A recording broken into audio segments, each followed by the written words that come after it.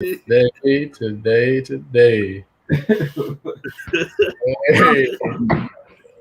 Hey, once again, we are back live in the man cave. It is It ain't Saturday. It's Sunday night, 7 p.m. Coach, what Once you got in your again, cup? once again, what Coach Toom talking about me?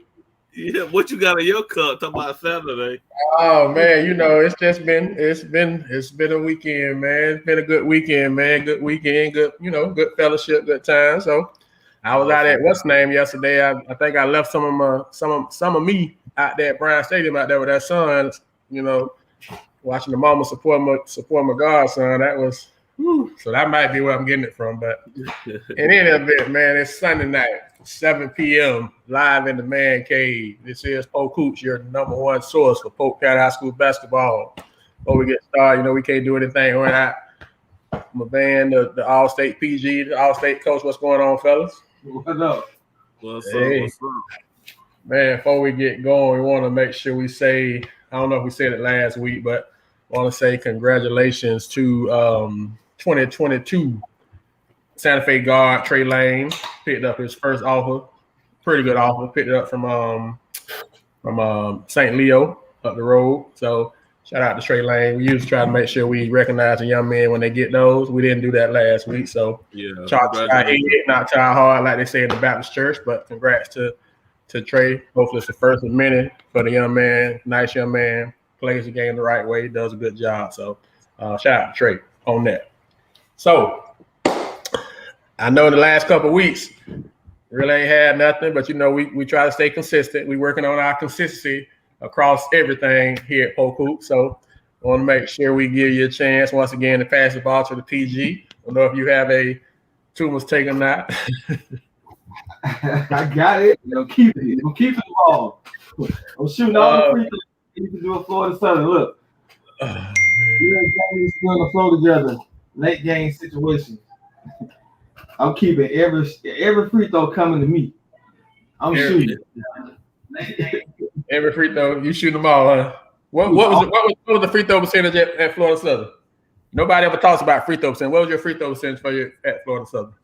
I depend on the year. I think the highest I got was probably like 82. Okay. But I was automatic in the late game situations. So it had to come to you. You had to have the ball late game. That's what I'm hearing. I was selfish. You were selfish. At the point, I wasn't trying to give up no free points at the end. Okay. We'll take that. That's to y'all PGs out there, y'all ball handlers. Make sure you're in a position where the ball don't leave your hand down the stretch. If you step in line and seal it for your team. So shout out to Price and what he preaching. So I believe you, Coach, but they free throw percentage can't be 50-some% though. Exactly. You can't keep the ball, you can't shoot it. Well, that's what I'm saying. Well, I guess that's the second part. You got to actually make them now. Otherwise, coach got to make some business decisions, but you got to make them. If coach gonna have you with the ball in your hand down the stretch. So shout out to him for making them. So you say, do you have a two mistake? Are you? Oh man, we got a huge two mistake, man. First of all, we're gonna discuss my picks. Who would you pick from high school list? The page went bananas. Day one when it was posted, and man, the crybabies. I'm just like, it's like you can't post in the list of names without people getting in their feelings, man. They don't even read it. They don't even read. All right, we put up 20, 40 players. Random. I just threw names out there. That morning me and you was talking, so I just said, let me do something to make y'all laugh. And then all of a sudden it was how this person ranked this, and it's like, hey, if you gonna make a discussion about the list of players, read the flyer first. Don't just jump to conclusions like this is rankings, anything. And I did it in a manner of like, okay, Tracy Bacon, they 20 years apart from each other. I ain't trying to say who number one out of Tracy and Bacon. And it's like, yo, I ain't put your name on the list. You didn't even give us time to get a second list out there. We said we had over 80 some, 70 some people. Now we almost at like 90 people. We trying to break down the top 50. And if your name ain't on the list of like who would you put on the high school team, that don't mean that I didn't want to put you on there. Just simple. I didn't want to put you on that list at first. But don't cry and say you're supposed to be on this list or the list ain't accurate. It's what I wanted to pick. Me only. Polk Hoops and Coach Billy D had nothing to do with this list. It was just something that I said, hey, let me just start a list to pick. So today we're gonna break down who I think on this list of players who I would pick. And I would like to ask you guys, even you Polk Hoops, who would you pick on your list? So y'all get your phones out. We ain't missing none. So on the first list, and again, crybabies need to read. Plain and simple. You crybabies need to read. Got coaches texting us about people hitting them up, laughing emojis about names ain't on the list. Crybabies need to read first and get an understanding of what it is before you make a comment. You just don't you look kind of weird like when you cry about the list and then we explain the list to you and then you just oh my bad. You had no choice. They go one of them crybaby right there, my dog DeAndre. He was one of them crybaby. Hey, I love my boy the devil. Boy, he was a crybaby. Look, was on the show tonight. Boy, he was a big crybaby. Man went to my he didn't get no respect. They didn't let us explain that he's part of the top 80 people that we're talking about. You know what I'm saying? Yeah, you did, Drake. But you know, I'm gonna call you out anyway because you my dog. Hey, so again, this was just a who you would pick on your team because we had an interesting debate about two guys. And instead of me just talking about those two guys, I said I decided I'm gonna just randomly just open it up for discussion with a bunch of players. Some would make sense to be a good debate, and others clearly shouldn't even be in a debate. It was like, obvious. What are you putting them two together for? And I understand and respect that. Well, I mean, when you talking just naming players, you got to put it all out there. Tracy McGrady, Dwayne Bacon. I got T-Mac. All right. To me, both of them had kind of similar situations where they were, if they would have stayed at the local Polk County schools, would they have been McDonald's All-American and #1 player of the year? I don't think so.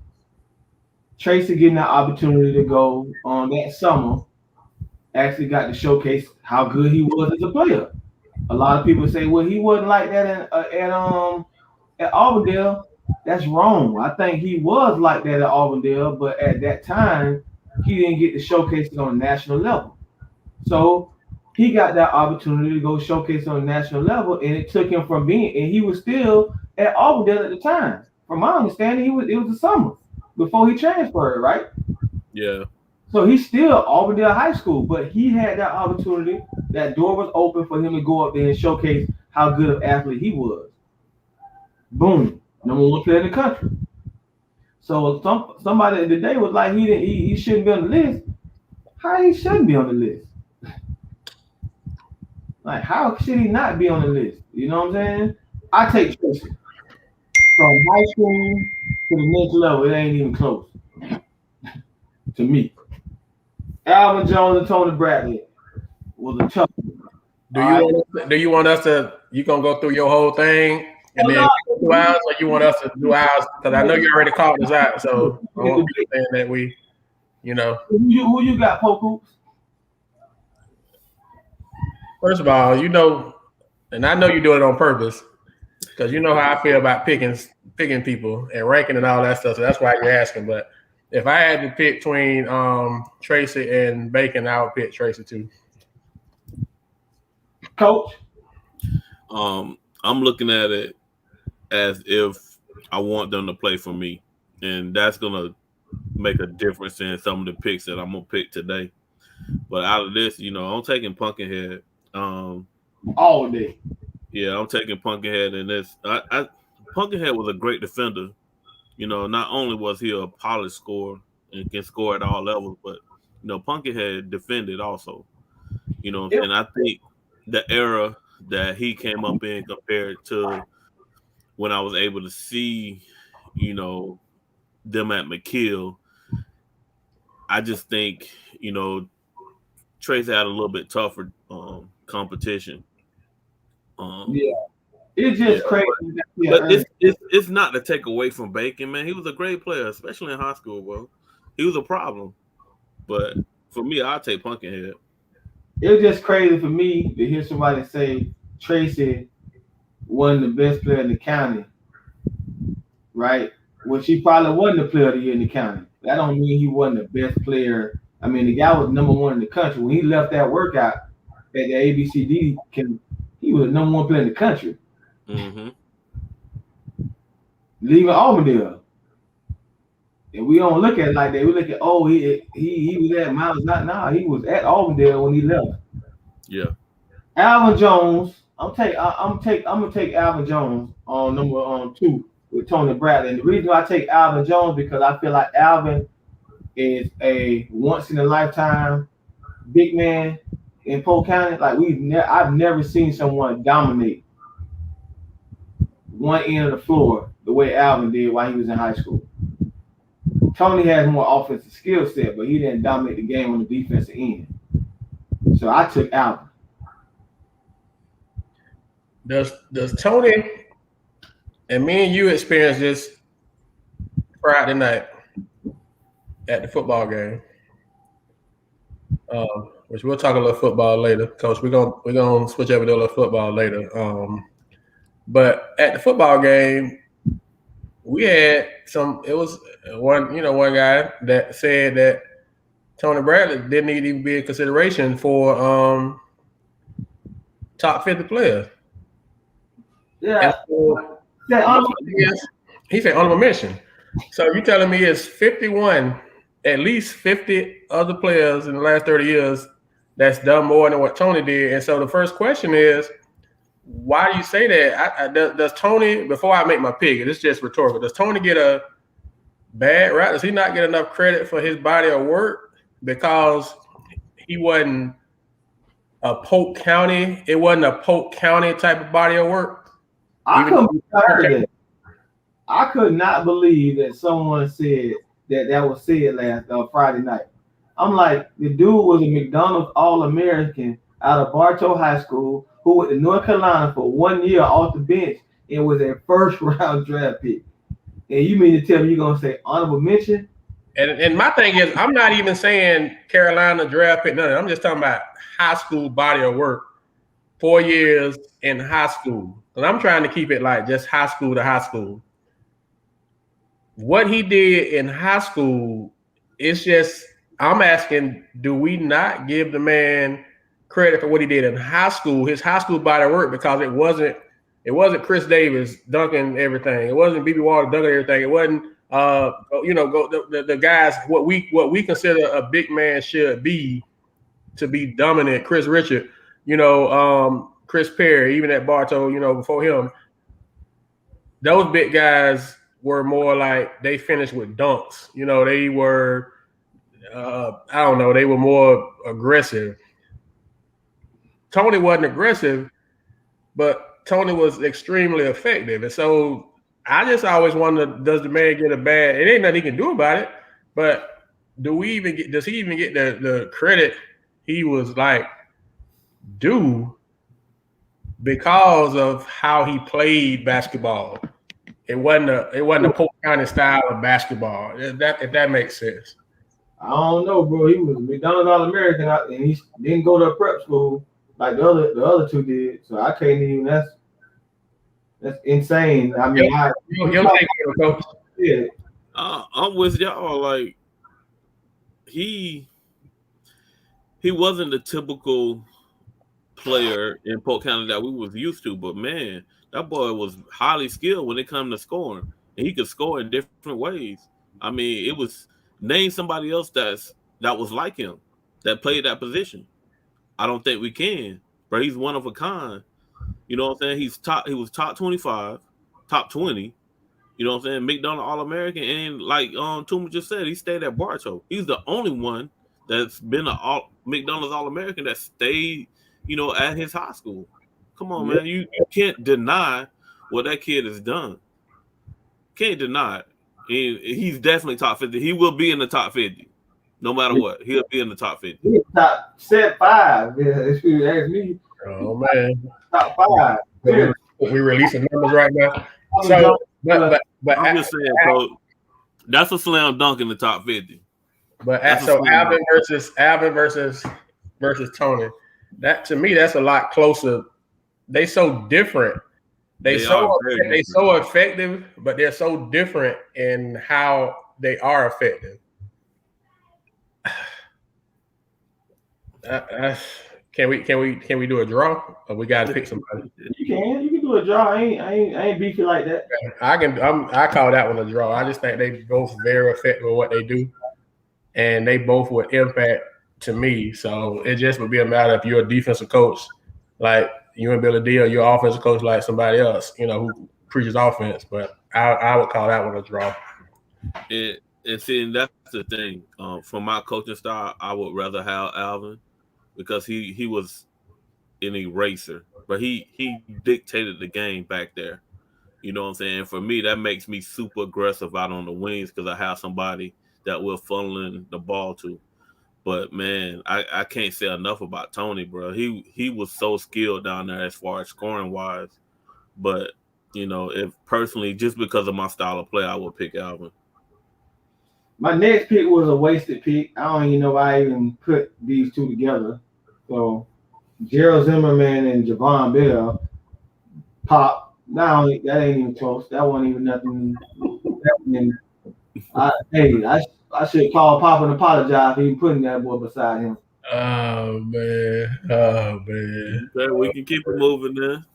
Yeah. I know you feel the same way. That was a wasted pick. Well, I mean, I would take Pop. Pop is I would take Pop. I would take Gerald Zimmerman easily. No disrespect to Javon, but Pop was kind of. I disrespect Pop by putting Javon beside him. I disrespect Pop. Okay. All right. Miguel Paul and Chance McSpadden. This was a good one. All right. This was the whole reason the list was made up. All right. And everybody has different opinions. I take Miguel Paul. Okay. So this is how this whole thing started for everybody. Okay. So y'all can get the backstory. Me and the PG, we work out in the morning, every morning in the gym. So we talking about the top 50, how hard it's gonna be. We got all these names, and I just told him, I said, between me, you, and Coach, we got to kind of sit down and get a definite criteria because we got to be consistent with how we looking at people, how we lining people up, because we got to get down to 50 people, and that ain't gonna be easy without something being consistent. So one thing I was like, I don't know, did you bring them two names up or did I bring them up? You brought up the stats. So we said, what stats? Because we were saying, I say, for example, when Miguel Paul was at Kathleen, Miguel Paul averaged probably about, 13 something so points a game. Chance was at Winter Haven. Chance averaged 20 something points a game. So on paper, I said, this is not sexy. The Kathleen people are going to probably kill me, but on paper, Chance numbers at Kathleen line up better or comparable to to Miguel. You can't say that Miguel went to the Civic Center because Chance went to the Civic Center. So that cancel out that argument. They both went. They didn't do one-on-one. They both went. So they both went twice. They both lost, but they both went. So that conversation is a moot point. So then Bruh said something about the team, because the team that Miguel was on, the guys that he was with, if he was with somebody else on another team, his numbers would be a lot different. I said, okay, now we got to make sure we pick and choose when we use team and when we don't.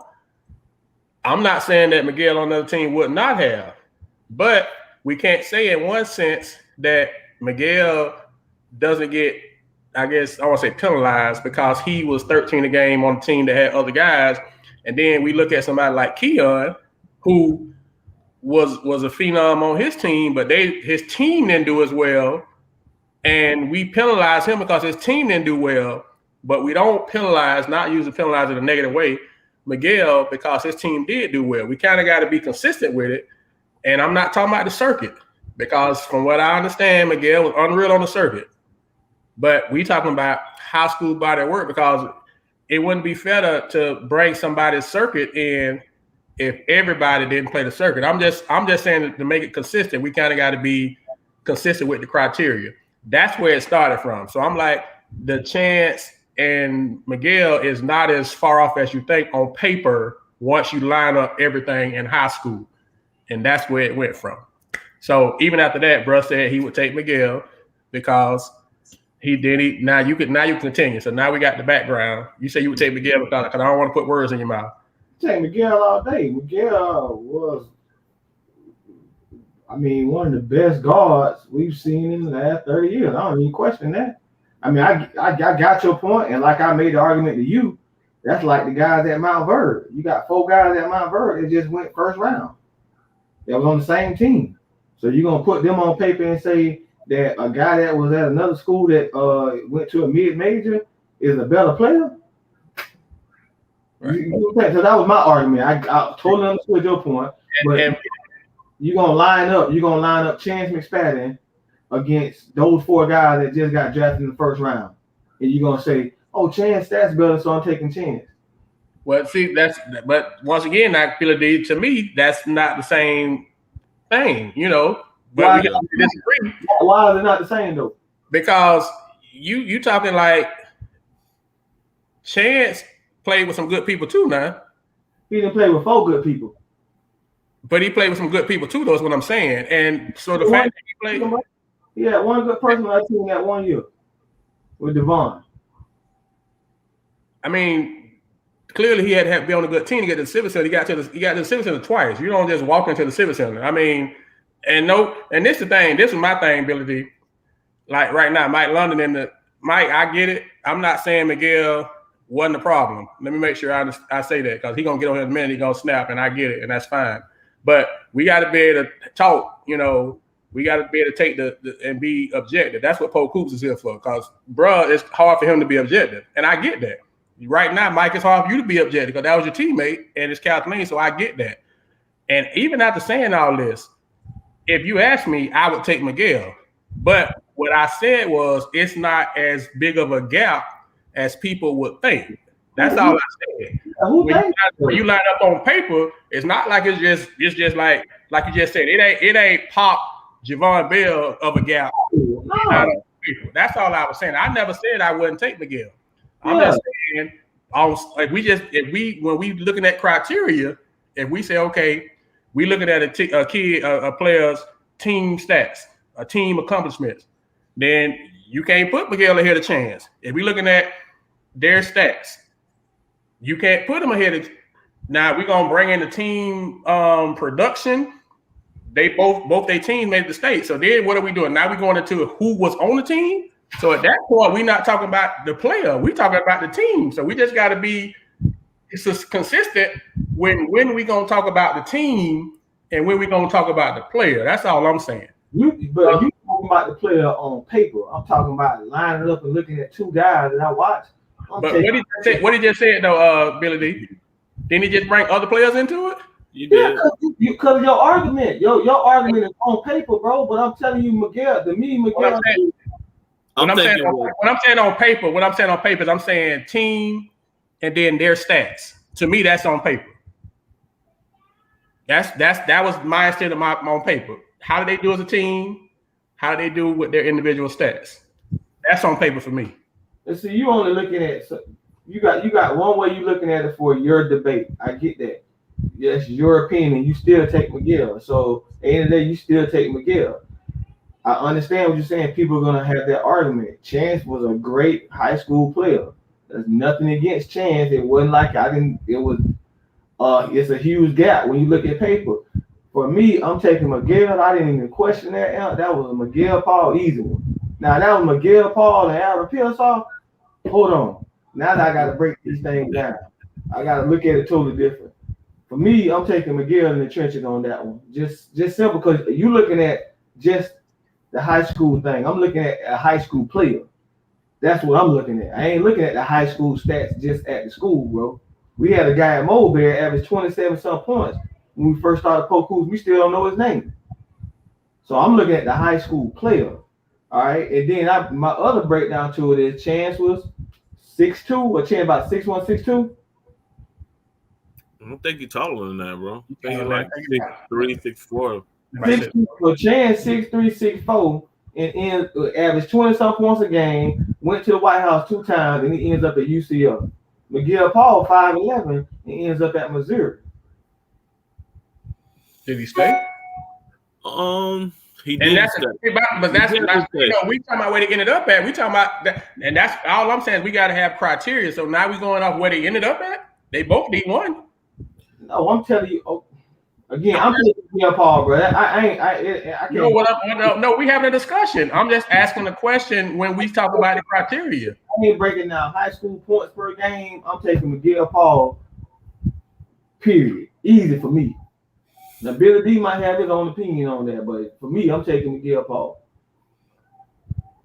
Nah, it wasn't easy for me. I seen both kids. I actually coached Miguel. Chance ended up at UCL because that's where he wanted to go. He had other offers in Power 5, if I remember correctly, but he chose UCF because I think he was thinking he'll play there right away and kind of be the man there when he went. That's what I'm guessing. But like Tuma said, this is a lot closer than what people think. It wasn't a clear. I couldn't do it clear because originally I picked Chance. Originally I did. And then me and Tuma went back and forth, and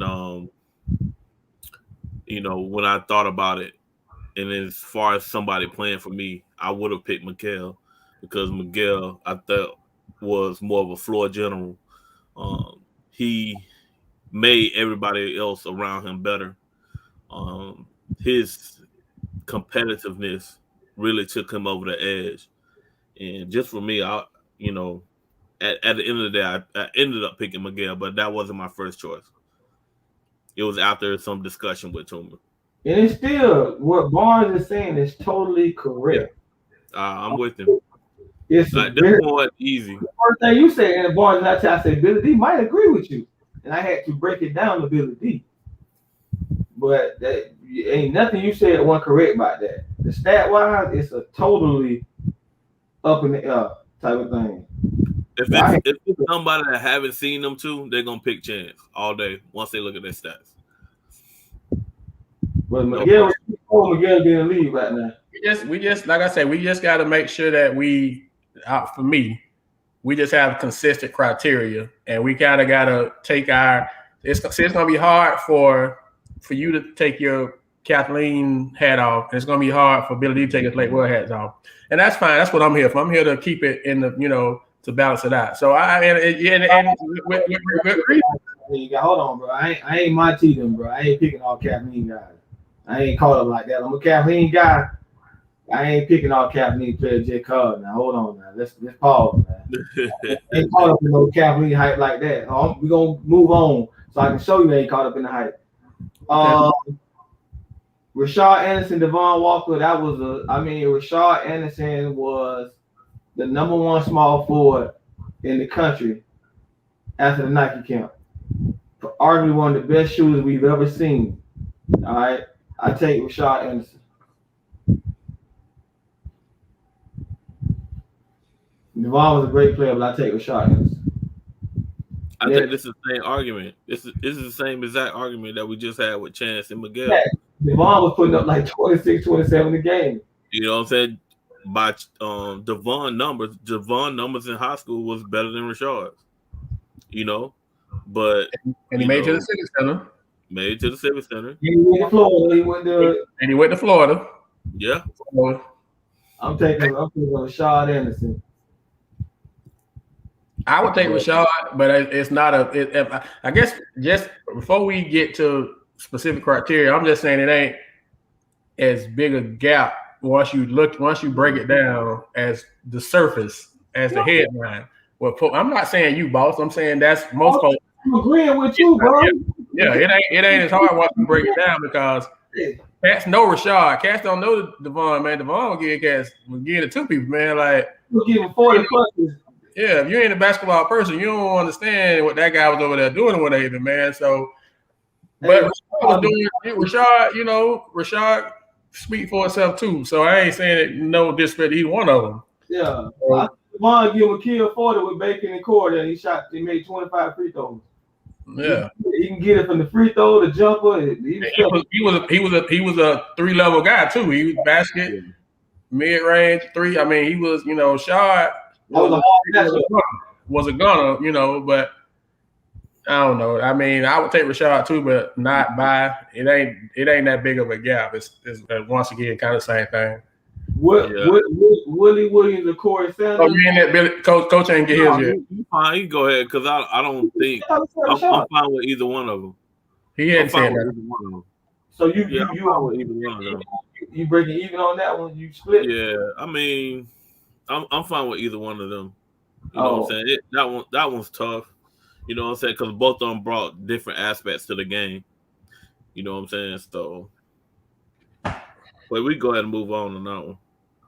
Willie Williams and Corey Sanders. Willie Williams.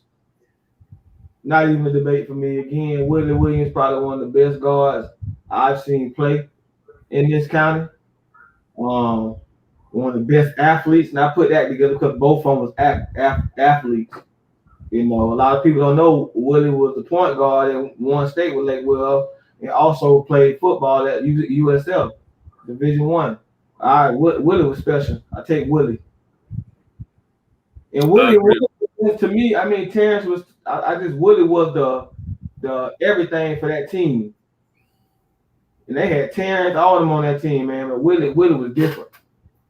Yeah, a lot of people don't know Willie, and that's the thing. That's the whole point, I guess it is kind of educate some people on some stuff. But folks gonna see Corey, and that's gonna be automatic. But yeah, if you first of all, if you line the stats up, it ain't even close. People say, well, if Corey would have played football, he would have been, but he didn't. But as far as body work on the court, yeah, Willie Williams was a complete problem. He played a year on that team. Was he played a year that year? I think he was for the. He was a 5A, right? 5A player of the year, I think. Well, maybe he wasn't. I know he was all state. If he wasn't player of the year, I know he was all state. I would take Willie too. I would take Willie. That ain't really. Yeah, and I would. That one actually, and I know I'm gonna be getting hate mail from the Kathleen people. That one ain't as close as the two before this. We just said. To me, not to me. To me, if Willie would have stuck to basketball, Willie would be a professional athlete in basketball. So it's just. Yeah. All right. Next, we got Damone Morris and Marcellus Thomas Jr. Again, I don't even know I put that one together because Damone clearly that ain't even like Damone was a problem. Damone was a major problem.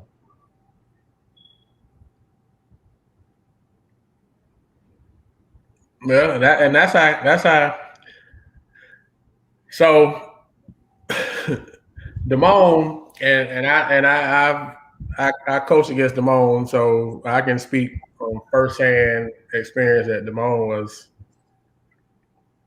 And Damone was on a team. If we talking about a team, that's on the team that Regis had that went to the White House.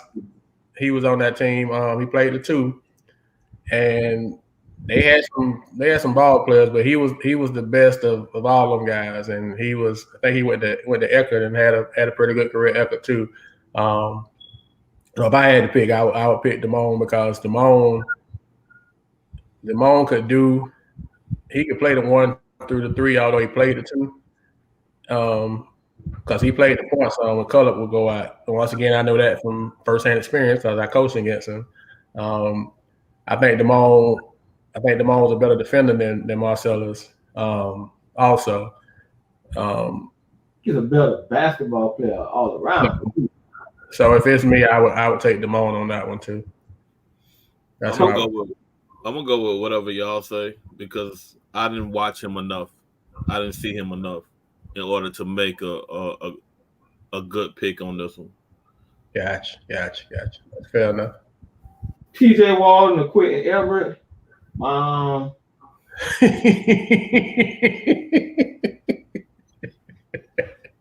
like TJ. That one right there was could be like a very close one, but TJ for 4 years. Those are two tough animals, man. I give Quint was an animal and TJ was an animal, but it was just something different about TJ, man. That one was close. I mean but TJ just was a different breed. Who? My bad. I'm sorry.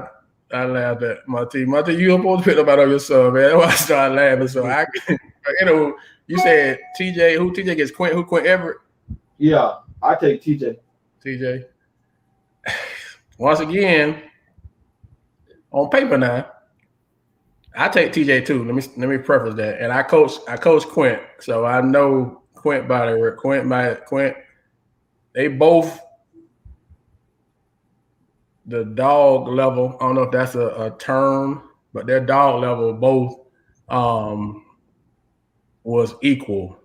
If not, neither one. It wasn't. Neither one of them was more than the other. It was equal. Wasn't no. So in that department, Quint did some things. Like I say, he did some things. But if I'm picking who I would start, and not by much, because even if you put them on paper,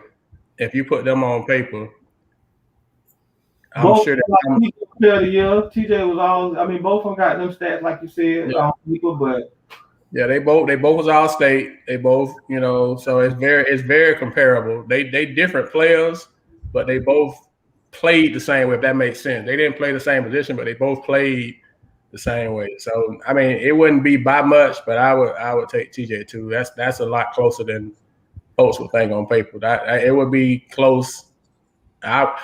It might actually be a draw for me more than. But if I had to, somebody had a gun in my head, I would probably take TJ, but not by much at all. Because Quint was certified. Quint was certified. Go ahead. Yeah, I remember Quint's senior year. He was co-player of the year with Richie, right? Yes, sir. So both of them won player of the year for the Ledger that year.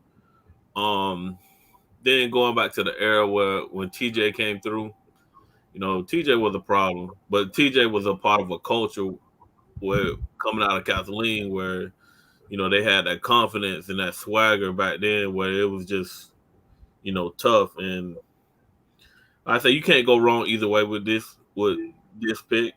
You know what I'm saying? So, I guess if I had to pick a team that played for me, I would pick TJ. But Quentin Everett, Quint was a problem. It was a problem, bro. I remember that year. I'll take both of them. Both of them was bad. I think they dog level is just like you can't lose. You can't lose either way, bro. Whatever either one you pick, you getting. Bro, I think the Ledger took the easy way out by doing co-player of the year because that kid should have been player of the year by himself that particular year. Since I coached them both, I plead the fifth on that one. I plead the fifth on the fact that I thought that Ledger, but yeah, you. Like I said, I don't mind. I'll be the guy. I'll be the guy. Uh-huh. I thought Quentin Everett was the best player in the county that year. I know he definitely consistently for us. But Richard was tough too. But like you said, I'm not taking away from Richard. I mean, they was a package deal, and I guess the Ledger, like you said, the Ledger took the easy way out by making them a package deal all the way through. But yeah, Quint was certified. Like I said, I coached him, so I saw it every night. You didn't have to worry. You ain't, and the thing about Quint, it wasn't just the game. Quint was like that in practice. Quint almost put you in the mind of like, you know how, and I ain't saying he this level, he this, you know, not the, but you know how when you think of Westbrook, it's just one gear. It's just 100. Ain't no in between. Ain't no.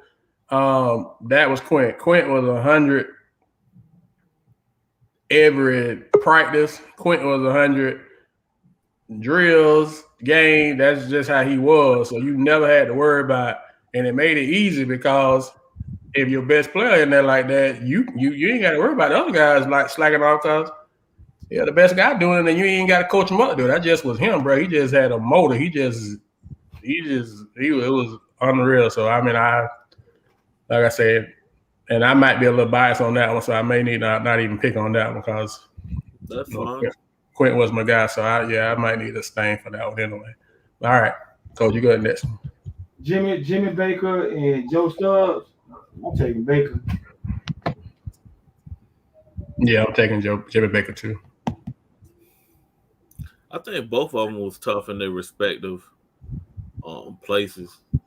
I don't think it's a clear, like, over the top Jimmy, but I thought Jimmy coming out of high school at the time was a little bit better than Joe. I'm glad you said it was clear because to me it was clear. And I understand. It was so about to be like skin. And I'm just going by what I've seen. You know what I'm saying? I played against Jimmy. You know what I'm saying? So, and I was able to coach and see Joe also. Both of them explosive, athletic. You know what I'm saying? Both of them can really flat out score. You know what I'm saying? I mean, I picked Jimmy too. But I don't think it's just over and beyond. Yeah, over beyond. Yeah. I just feel like you saying that because it was late with Haines City rivalry. But we're gonna let it go. Okay. Bro, it wasn't no rivalry. It wasn't no rivalry. They said it was a rivalry. It wasn't no rivalry. For real? Mm-mm. Y'all beat them? We did. Okay. Y'all beat Montdora too? Did we beat Montdora? Yes, I beat Montdora. Montdora didn't beat us. Montdora didn't beat us until after I left. Ask Scott that. That's what you do. Ask Scott that. We went to Montdora. Matei, since you driving the bus to Matei, ask Scott that too, Matei. Nah. We beat them in Montdora and we beat them in Jacksonville. Nah. I just had to check, man, because I'm still trying to figure that one out. You know? Nah. He go Mike in the chat. Mike talking about some stop capping. Mike say you capping. They tell you guys. Dominique Jones or Walter Clayton? Man, I'm taking Neat, bro. I'm taking Dominique. I'm taking Neat. You know what I'm saying? I love Walt, but Walt he's the player that he is today because of Neat. You know what I'm saying? Like Neat was a whole different beast. He probably had one of the biggest competitors that I have coached or been around, bro. He was just out to prove people wrong that he can flat out play. You know what I'm saying? He brought it in practice. He brought it in the game. You know, and it was on a daily. You know what I'm saying? It's just, you know, when you look at team accomplishments, you know, I could see why people would pick Walt, and I love Walt. But if we compare those two different kids, I'm taking Neat all day. I'm taking Dominique. Sorry about this. You know, I got all this Apple stuff connected per one of my co-hosts. Yeah, Dominique was unreal at Lake Wells. He was a problem. And I mean, Walt is gonna be one of them guys that is probably gonna get, if depending on how much weight when we do this we put into the team accomplishment, I think that's gonna boost Walt probably more than he would be. just lining up with player to player. I mean, we ain't set the criteria yet, but just right now, if I'm asking who would I pick, I would pick Dominique. Yeah, Dominique was one of them kind of next level type talents that we don't have around here. So, Kenny Gamble or Carlos Odom? I take Kenny. Where did he play at? I'm trying to remember who he is. Where? Lake Gibson. I can't pick that one. I don't remember seeing Lake Gibson during that time. I'm sorry, Kenny Gamble. Who now? Carlos Odom. Oh, Kenny Gamble. Kenny Gamble. T. Smith or Luke Anderson. I don't even know why I put them two together. That was a waste of energy. Waste of time. T. Smith. I like T. Smith too, man. But Luke in his respective body of work, he put in work too. But T. Smith, that boy was a real problem. That ain't close, bro. That's close to me. I need to drive to Lake Wood and sit beside you and look. No, I didn't say that. I just said in his respective era, Luke. And Luke's name was Luke Buckets. You know what I'm saying? Just out of respect to the fact that I coach Luke too, I'm a abstain from picking people I coach because I don't want to look like I'm being biased. But if I wasn't being biased, I would pick T. Smith. But since I don't want it to be come across that way. You got this Kathleen Red Devil effect, then you're gonna pick all your players. No, I just said I would pick T. Smith. All right. Chris Richards or Chris Perry? Was Chris Richards or is it Chris Perry, Roberto? Chris Perry. Yeah, that's actually a good one. That was actually you did a good one with that one. I'm a split. I'm a draw. That was tough. That was tough. Chris Perry was tough, but I actually take Chris Richards in this one. I think he just dominated the game more than Chris Perry was. Looking at both of them in their junior and senior year, Chris Richards was way more dominant than Chris Perry. So I would take Chris Richards in that one. I respect both of them game. I think Chris, definitely. Basketball, all state. I mean, went to Florida, the other went to USL. I mean, I respect both of them enough that I wouldn't want to disrespect. Both of them top 100. So yeah.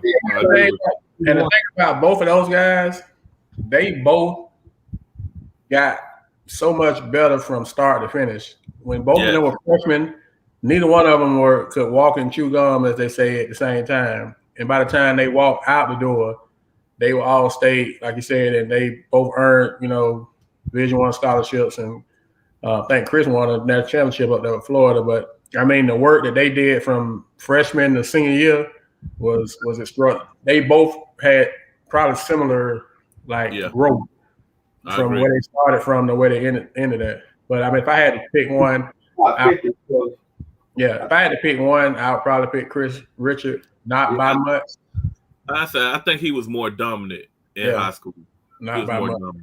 I would pick Chris, but it was very impressive to see how both of them developed. I mean, they came in at different times, but their stories are so similar. They both were I think both played JV ninth grade. I know Chris Richard did. Happy that he moved up, but then for them to go from how they was for freshman to senior, it was very impressive. And credit to both of them for working like that and working to get better. So I guess a small nugget on that one is I don't know if he won't take credit because he's a humble guy, but McGriff coached both of them guys. McGriff developed Chris Richard to a point. He wasn't there the whole time, but he kind of started the process, and then he went over there and he's with Chris Perry. So a little extra that we do on Polk. We give y'all a little extra side notes in there. All right, next one. Derek Siemens or Jerron McKiskell? Oh boy, I take Jerron. That's a tough one, but Jerron 6'8". I just like Jerron. Derek was more aggressive at scoring. I just take Jerron. I'm taking Simmons. Derek was 6'6", could score at all three levels. See, that's another one it's like I don't want to feel like I'm disrespecting Derek. Because Derek was Yeah, a problem. Like he was a real deal problem. it was a real problem. Being a Jerron, like I'm a fan of Jerron's game, so I just love Jerron's game. Like when he played basketball, I think Jerron's supposed to be in the league. Should have been making millions of dollars in this game. But I ain't no disrespect to Derek, because Derek was a pro. I put it like this: both of them top 50 to me. I picked Derek. I call that. Huh? Come on, Polk Hoops. I might have to call that one a stain from that one. Call that one a draw. I mean, I coach Iggy. It was with the 5, but I coach Iggy too. But so If any kid that I've seen Coach Gibbons talk about as a high school kid, when Iggy was on that Kathleen 2001 roster, when he was playing with them before all the disaster happened, Coach Gibbons told me about this kid. When I first got out of school, he said there's a kid at Lakeland that has the basketball IQ is already at a college level, and he's probably the best player on that team right now. That was with Richard, TJ, and all of them. He spoke that highly of Iggy. Said his basketball IQ was at a college level. At that time, I think those him and Richard were junior, and he spoke that high level. Now, all the other stuff, but I just, to see Iggy play, I see everything that Coach Gibbons said about basketball. I ride or die with Iggy. Like if I had to go play in a tournament and I'm picking them 2 guys, I'm taking Iggy. I ain't even question myself. But I love Derek. Derek was a major problem. So I just think Iggy brings more to the table for me as a player to put on a team. Derek Brooks and Art Salary. I'm taking Art all day. I take Art. For me, Derek was a good player for those Bartow teams, but I really don't think this one's close. Close, yeah. I don't think this one is close. I don't think it's close. Yeah. It's kind of one of the ones I made a mistake. I put Derek on the other one too. And I respect what you're saying about Iggy. You know what I'm saying? I didn't see him play a lot. I seen him play some, and obviously I was able to see Derek play more, but Iggy was a problem too. But yeah, Art all day. That's yeah, but definitely Art in this one. It's some guys that's just kind of like next level. Yes, and Art, one of them guys on this list, is just kind of like next level. Art just, yeah. I mean, Art was doing some stuff, man. That no disrespect to Derek, but yeah, Art it's a different conversation with. It's some of these guys. We got a bucket list of some next level, different conversation type guys, and Art is in that bucket. There's a couple guys that's just like, oh, when you say their name, you're like, okay. It ain't a lot of people that you can just say their first name, their nickname, or when you say their name, you just kind of lean back in the chair. You be like, yo, okay, well, yeah, man. Oh yeah, and Art for me, Art is one of them. He in that bucket. He in that lean back category. Well, since you said lean back in the chair and say BB Walden or Keyshawn, I'm gonna lean back in the chair and say BB Walden. It ain't even a question of doubt for me. BB is one of those guys. He's one of those guys, bro. He was an All-American. BB was an All-American, bro. Yeah. Baby a lean in the chair back guy too. He like a. Yeah, so that ain't no disrespect to Keyshawn. And Keyshawn is a phenom. Keyshawn is a phenom. Keyshawn might be one of the top athletes. If we did a top athlete list, Keyshawn definitely in the conversation.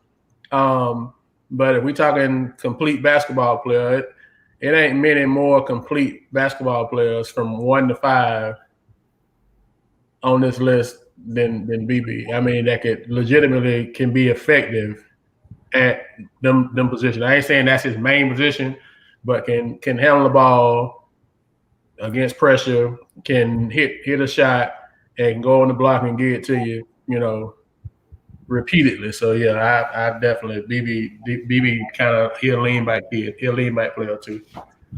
AJ Jones or Sheldon Dennis? Yeah, I'm abstaining from that because I coach Sheldon too. So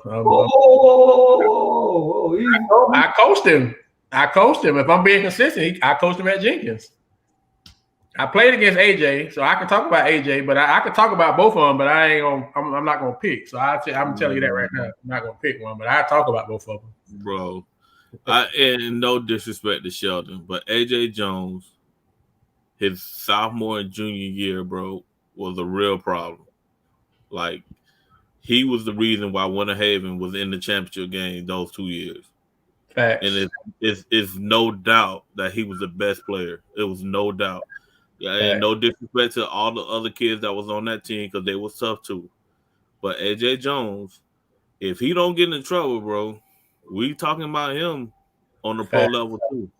Facts. You know what I'm saying? Like, no disrespect to Sheldon. Sheldon was tough.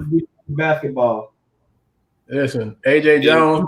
We probably don't talk about him enough because he got in trouble. Yeah. You know, and I was about to say that's exactly. We don't. People forget about him because he got in trouble. But folks that know basketball, if AJ wouldn't have got in trouble, bro, AJ would be one of the lean back players, bro. If he had his whole career, he would be one of the lean back players. He almost a half lean with what he did. But people don't know. People don't know AJ. It's not. He ain't a barbershop type, living room type name. But folks that's been around and know basketball, man, AJ was, man, AJ was, but Sheldon was a problem too, man. But AJ was so like I'm abstaining from that one, but yeah, AJ was a certified, but okay. The next one I felt like was a very tough one. I put this together on purpose because they had a 4-year span together. It was Russell Wilson and J Frog. Yeah, we know we know one pick already. Yeah, I'm gonna let y'all talk about that one. I just know one was 5A player of the year. One was 5A player of the year. J Frog player of the year.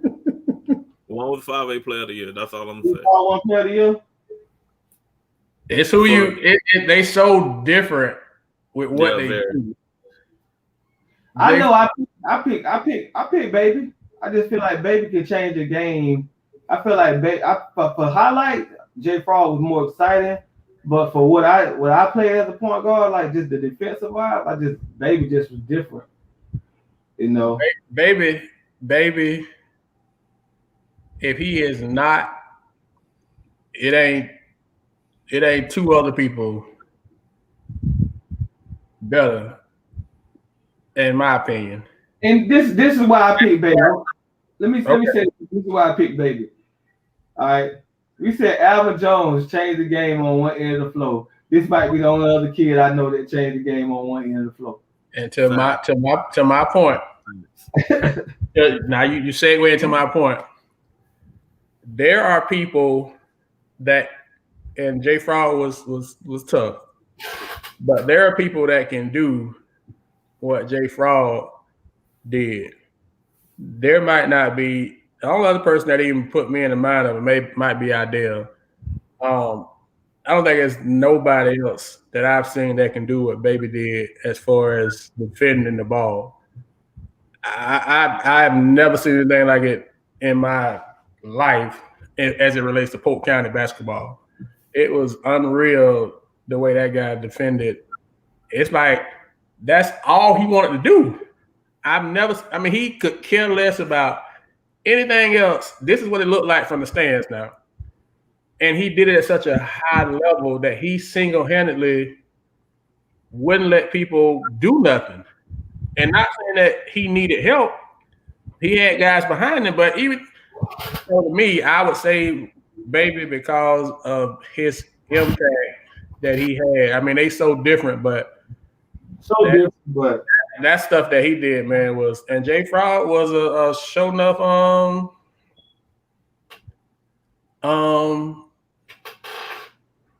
problem. in his own right. He definitely was. In his own right. But if I gotta take one, and I'm taking Baby just because of if it's who I pick for my team, I'm picking Baby because automatically I know whoever I'm playing, they're gonna score 10 less points than at least than what their season average is when they play us, just because of him. Yeah. Just because of him. They immediately 10 points worse than they was before they walked in the gym with him, and so for me that's enough.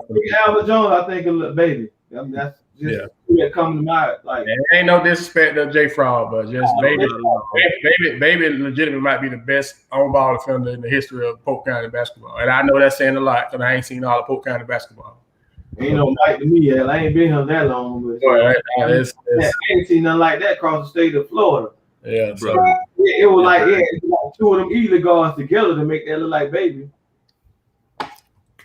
And a lot of people may not have seen Baby, so they don't get that. Yeah, you may not have seen it to understand the magnitude. For people that seen Idell, just think Idell to another level, and he probably the only person I say that guard the ball better than Idell with the energy, with the relentless energy, and just determined that he gonna turn you, he gonna stay in front. You just not gonna do anything that you want to do. I've never seen anything like it for my life. So I would say Baby just off that alone. Well, we got two more. Darian Jones and Brandon Giles. They both that's closer than you think, nigga. They both kind of very similar with how they played. Very similar games. So they ain't the same size, but they both similar skill sets. I take D and BG. I coached against BG. BG was definitely a problem. You know what I'm saying? He high IQ. You can tell that he was a coach's kid, but Ladarian, especially in '95, bro, he was on a different level. You know what I'm saying? We played them 5 times that year, and Ladarian, you know what I'm saying? I would take Ladarian with no hesitation. Yeah, I ain't questioning my pick. I'm taking D. Ladarian, I would take Ladarian. Ladarian was 6'7" and was super skilled on offense. Almost like, once again, not saying he was, but skill set for the game, the shots that he took, almost like Melo with that mid range stuff. It's like he lived in the mid range, bro. He didn't miss it. He didn't, and he was 6'7", so you couldn't block a shot. He get every shot he wanted. He wasn't too fast with it. He wasn't too. So he always it was very controlled with what he wanted to do, and it worked very well for Bartow. So yeah, I would take Ladarian too. Hey, me and D, remember in Team Florida, back before AAU started spreading out the way it spread out, they had this 19 and under Team Florida for all the top seniors. And we would travel around, and Gerald Zimmerman and Andrew Frazier won it in '94. And me and Ladarian got a chance to actually develop a friendship from that team.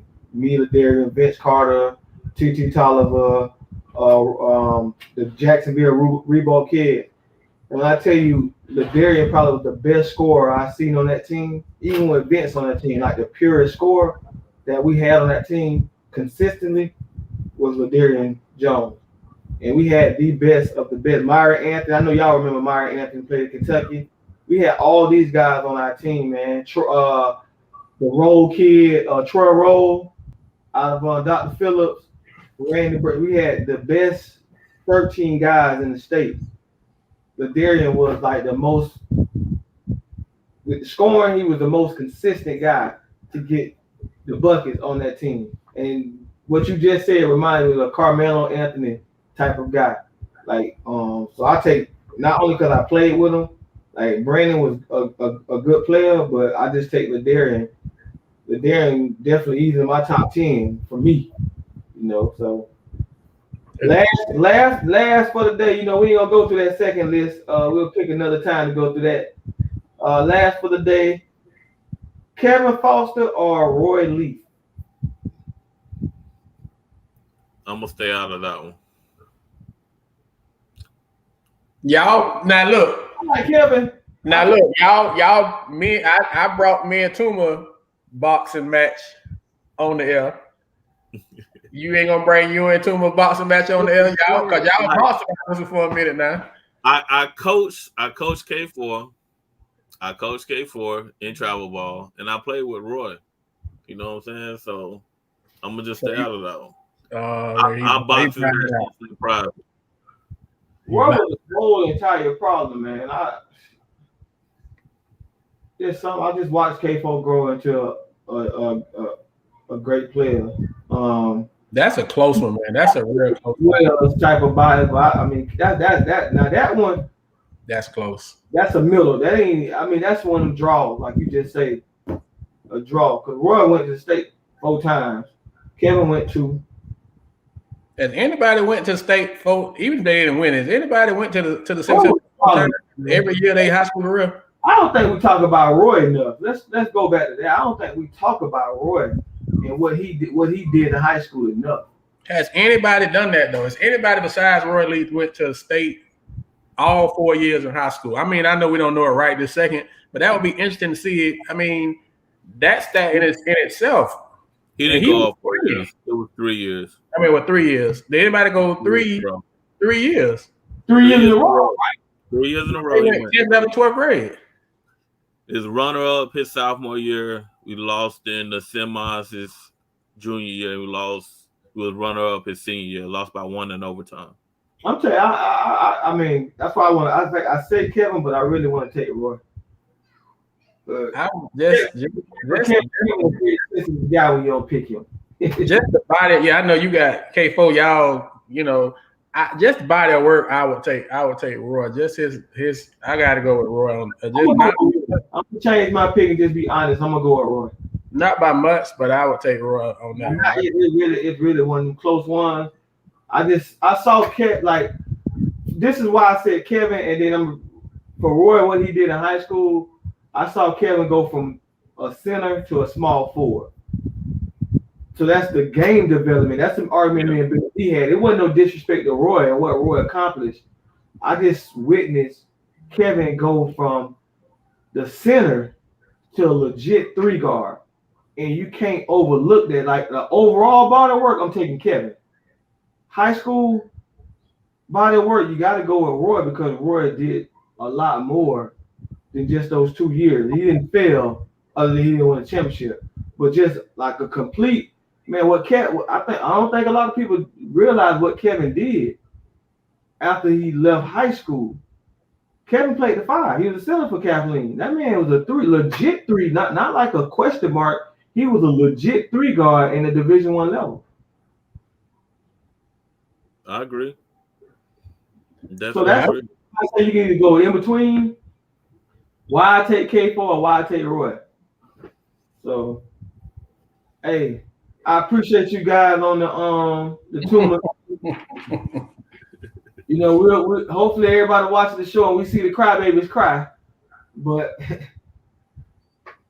oh man, that was good. I just thought it was a couple of them when I had to, I definitely want to apologize to Gerald Zimmerman because I don't know why he put Javon Bell to embarrass him like that by putting him up with Pop.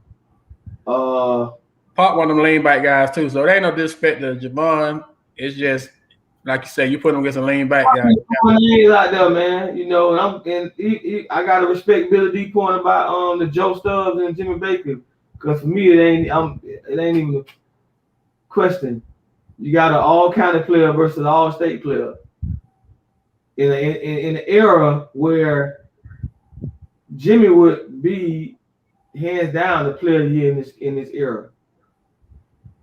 Those guys in the 90s that came out of that 90 era, all of them would be like, just think about what you just said. Jimmy is in that era with Roy, with Ladarian Jones.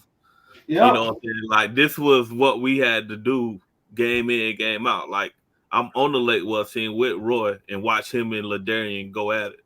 You know what I'm saying? That was like some of the best basketball ever, bro. We played them 5 times in 95. Hey, you know what's crazy? So that these young, because you know we're gonna get a lot of young guys gonna be like, oh, this list was crazy. These guys talking crazy. let me just give the reason why I say that Javon Bell, and I'm apologizing to Pop. Pop averaged 35 a game in senior year, right?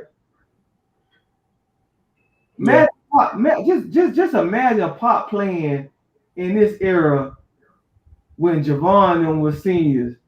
This man averaged 35 in an era where you got Art Salary, Ladarian Jones, Roy Leaf, Desmond Clark, Marlo Lawson. You got all these guys that we know are like lock guys, and Pop averaged 35 a game and was the best player in the county. Well, the thing that a lot of people don't know about Pop is Pop might, once again, kind of like the baby conversation. If Pop ain't if we doing a Mount, like we did a Mount Rushmore of scorers, just scores, putting the ball in the basket in Polk County history. Oh, Pop on that list. You gotta mention Pop as a legitimate one of the top scorers and once again, it's a lot of people don't play basketball. But in the history of Polk County basketball, the way that guy could put the ball in the basket, that guy was a legitimate scorer. I mean, he was born like a hired assassin. I mean, if you don't see him, you don't appreciate it what he did. And so when people, and he was 6'5" with it. He was 6'5", and it was next world, next level. So it ain't no disrespect like you're saying to Javon. It's just the level of the guy that you put you. It's a disrespect. Yeah, it's a disrespect. Yeah, it's just the level of that guy. That guy, man, that guy scoring wise, man. I ain't talking about overall player. We ain't getting into all that. I'm just talking about scoring the basketball. Gerald Zinnerman. I'm gonna give two stories, man. I always wanted to share about Pop, and I told him today. I called him. I'll try to get him on the show, but he definitely already knew he went in there. Two stories I want to just share about how special I thought Pop was as a basketball player. You know, sometimes I want us to start giving some of these guys in the 90s and all that their flowers, because they don't get enough respect. And when we start picking these guys, when we talk about them, we gonna get really hammered about not mentioning certain guys that these young kids think are really good players, and they are mediocre when it compares to Art Salary, Ladarian Jones, BB Walden, and Pop. But my first story of Pop was it was a Central Florida showcase. All right, this is my first time going to one of the big ones, my junior year. You know, that's the year that you're supposed to really get it. And we get there kind of early. Scott gets us there early, so you know we stretching or whatever. And we at UCF, so there's a 6'5" kid, you know, and from Mount Dora, you 6'5", 6'6". We think you were big, right? That's just because we were small. We were very small in Lake County, and it's a 6'5" kid in the gym, and it wasn't Vince Carter, and we heard Vince was coming, and this kid was shooting from the volleyball line. And I saw this guy hit 15 straight from the volleyball line. So I'm like, damn, this guy got to be at UCF. He got to be a college basketball player. I went over there and I introduced myself, you know what I'm saying? And like, man, you play at UCF? Like, no, I'm in high school. I'm looking like, what? High school? Bro, I'm talking about 15 from the volleyball line in UCF. 15 straight. I'm like, Jesus. So I see it. You know what I'm saying? It made me change the way I thought about basketball at that time. So then we go into that season. That's his senior year. It's 90, 93, 94. They're playing Apopka. So we go to watch them play Apopka. It's Kathleen versus Apopka. I saw this man drop 30 points in the second half, shoot all jumpers. Like I saw him have 4 or 5 points in the first half, kind of relaxed. I think Alvin was a freshman on this team. BB wasn't even in high school. No. I saw this man give 30-some plus points in the second half, bro, and he shot all jumpers. And I had never seen that before, man. And we talking about jumpers. We talking about off the glass. Get some context now. Off the glass. We talking about fall away. We talking about three. And none of them it ain't even hitting the rim. I mean, it's like it was the level of how that guy made shots. I just don't think people, if you ain't see it, you can't really appreciate it. But yeah, I totally agree with you on that. Like you said, we we got to do a better job of making sure folks we celebrate. And you know we do that, but sometimes you kind of get away from it. So we gotta do a better job of it. So I totally agree with you on that. So we got to make sure. And I mean, I didn't mention this guy on either one of those lists because I felt like it wouldn't even be a sign of respect. I couldn't match up somebody with him. It's Chris Davis. Chris Davis, the first to ever go to Oak Hill, the first to leave and go to the big school. Chris Davis, McDonald's All-American, the first McDonald's All-American, right? We had. Yeah. And I mean, it wasn't. I couldn't even put a guy in this era close to trying to match up with Chris Davis. It wouldn't be a matchup, bro. It wouldn't be a matchup. It'll be like what we wasting our time for. That's why I say I disrespected Pop by even trying to match up somebody with him because it would be Rashard, but Rashard is Kathleen and couldn't match up the two. Couldn't match up those guys. Man, let me tell you real quick. Like, first of all, Chris is a lean back, lean the chip. You know, he in that conversation too. The team that we were supposed to have. Let me say it's supposed to have at Kathleen. We went to state in '91, my junior year. We went up at Rob in Tallahassee with Chris King, Chris Davis. They was the next year. The team that we was supposed to have and ended up not having it. Torian Gray. Me, I ended up not playing. Pop, Monkey Man, who ended up not playing, and Chris Davis. Chris went to Oak Hill. That was the guys we had coming back from that state team. We legitimately, and if Mike Thompson, once again, if we in the context of giving flowers, Mike Thompson don't get hurt in the regional final game over at Orlando Jones, and that team, it's a whole lot of woulda, coulda, shoulda, and that team come back. We legitimately, and I'm biased, we back to back then, because we lost the game. I mean, without Mike, we lost to Reigns, who had like 4 or 5 future NFL players on the team by 3 points. And we went 1 for 10 from the daggone 3-point line. The score was like 44, 41 or some mess like that. And we didn't have our best defender, our point guard, and we was 1 for 10 from the daggone 3-point line. That was the game. That was Chris Jr. So just imagine if Chris and Pop was this close, brother, playing together is my point.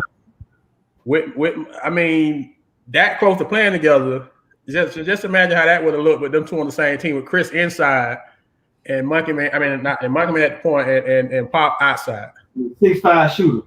Come on, man. It would have been hell. If it was like it is now, back then, Pop would have been able to play with us in 9th grade when the range year. So imagine we'd have had Pop with Chris and Mike and all us on that team. Imagine that, Chris, if we'd have had 9th through 12th then. Because he legitimately, bro, could have came in and he would have been in the rotation in 9th grade. But you know, back then it was 9th grade, wasn't high school. It was still middle school. So just some, you know, once again, some context on them guys and like you said, it just, man, that would have been, they knew what they was doing. So I have to say that every now and then, because you know people say that I be hating on Kathleen, even though I graduated from Kathleen. But you know, folks say I be hating on Kathleen. I see how you raising up, bro. So I have to put context with it. I gotta be objective. I can't be biased with it. You understand? Because you know we heard this week. What did we hear this weekend, bro? We went to a game on Friday. We heard one showing love to Lake Gibson. And the next day we heard one showing love to another school. It's just like, I don't know what else we're supposed to do unless we're gonna just go from city to city and do the show like right in their gym or something. We ain't showing love to people. So I try to stay in the middle. I try to stay as objective as possible about it. So even then you still don't get it right. So yeah, boss, you did a good one. And Tumas Tate, he did his part too today. So if you haven't seen it yet, go check it out and, you know, participate in I'm assuming we'll pick this back up. We'll analyze his part 2 next week. For coaches, for players. So that was pretty good. You guys coming on, man? Or are we gonna keep on with what we're keeping on with? I thought they were coming on, man. Kathleen, boy, I tell you. So, anywho, hey, all right. So, chalk talk, man. Chalk talk. What is one drill? What is one drill or skill or both that must be taught every day, and why? What's one drill? As a coach player, just go back. What's one drill or skill that must be taught every day, and why must it be taught every day? Individual team, individual, whatever. Just in basketball terminology. When you know, like you going to practice. I get two. Practice. What's when you making your practice schedule? Offensive one, you can't give a defensive one. However you want to answer it. Yeah, on offense, motion, correct motion, picking like setting the pick, setting the pick, and then open up and move away, and then on defense, shell drill. Understanding ball you man, jump to the how to jump to the ball and let your man through. I would drill that every day as a coach. Those two I would drill every single day as a coach. Pass and screen away motion. Understanding kids these days don't understand pass and screen away. You still have guys that got good skills that'll pass the ball and go on the ball and screen. Don't understand pass and screen away. And then on the shell drill, they don't know how to jump to the ball and see ball you man. And know that if their man is 2 passes away, they should be in help side. Coach, what's one drill or skill that must be taught every day, and why, in your opinion? I agree defensively with Tuma as far as the shell drill goes, but man, going and looking at basketball right now, I can tell that people don't take the time out to teach man-to-man defense, but they really take the easy way out and just try to play zone. I really don't like it. I think it take away from the toughness here and what we're used to. Like mostly everybody, especially when I play and when our coach came, it's that Gordon Gibbons tree. You know what I'm saying? Tough man-to-man defense. And to be honest, I think we're getting away from it. But shell drill is a definitely must. And for me right now and where I'm at in my coaching career, and I should have did it more when I was actually coaching at Lake Wells, but you got to get in the gym and shoot every day. You know what I'm saying? Shooting is so important. And I'm not only talking about just catch and shoot, the different shots that you're going to get in the game, shooting off the dribble, you know, catch and shoot, coming off screens and shooting, you know. And now where I'm at in my career and with travel ball and with those kids, man, we work on shooting every day. And I've seen those kids improve. And I can say one knock on the counter right now, bro, is like it's a lot of kids that's not, you know, filling it up from the outside. You know, like we don't have a lot of great shooters.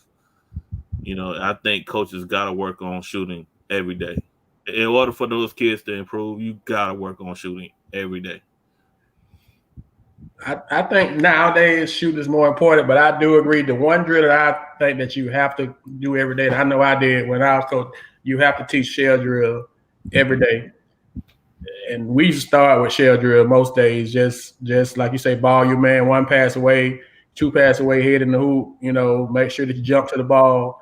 I just think that that's very important, that you have to be able to teach. And then we also did it when we started with shell drill, that we would go from 2 to 2 and build up to 5 to 5 with the man and, you know, full court, 3/4 court, half court, just the principles. But I think shell drill has to happen every day. And to your point, Coach, you can see when it doesn't happen with some of the teams that you watch. It's not hard to go to a game and see if a team is teaching man-to-man, because after 1 pass, you run and chase your guy. If the first thing you do when your man passes and make the pass and go to screen away, like Tuma said, if the first thing you don't do is drop, so you head in the hoop, and the first thing you do is turn with your guy, automatically I know they ain't teaching shell drill. because nowhere in shell drill do you turn with your guy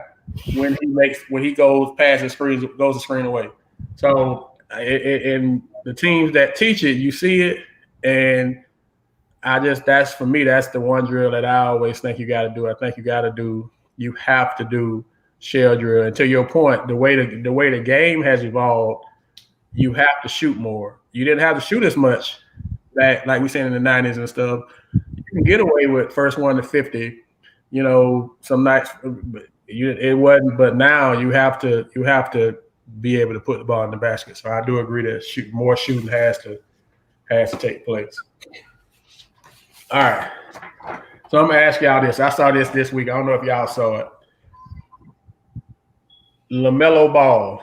I don't know if y'all saw LaMelo Ball's comment about skipping college. If you didn't, I'm gonna read it to you. Okay. Obviously he decided to skip college and go straight to the pros, and obviously it has not hurt him. But essentially, he had an interview where this is just some of the stuff he said. This is not the whole quote of the what he said. He said, and this is his language now, so this is not me for all you educators that's watching.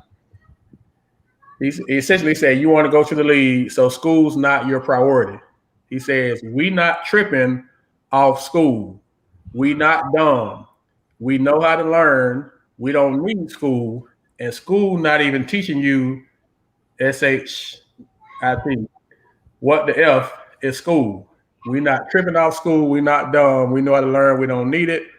And school not even teaching you what the F is school. Now, since he made those comments, he's went back and kind of tried to clean up a little bit and tried to say he tried to put in context what he meant when he said that. He didn't mean it like it's being put out there. But what are you all's take on his comments about skipping college school and all that kind of stuff? My take is this, just period. I lose me on the school thing. When you at that level, when does common sense kick in that everything you're supposed to say is supposed to be the good thing, so you don't have to come back to apologize? You know what I'm saying? Like, hey, school was. You asked me that question about college. Well, why you didn't? What do you think about athletes and going to college? College is not for everyone. I had the opportunity to be a professional and make just as much money that I probably wouldn't make in college. So I chose to take that route because it was for me. That college is not for everyone. That's all you gotta say. Why you gotta go to SN and then you gotta come back and apologize? Like, common sense? If you in this era, you see all the mistakes everyone else has made by saying those same type of comments, and these kids be so clueless on how to even just get out of that conversation. College ain't for everybody. College ain't for everybody. It wasn't for you, but it doesn't mean that it's not for somebody else. Oh, and then you done. Everybody is not you. Everybody can't do what you can do.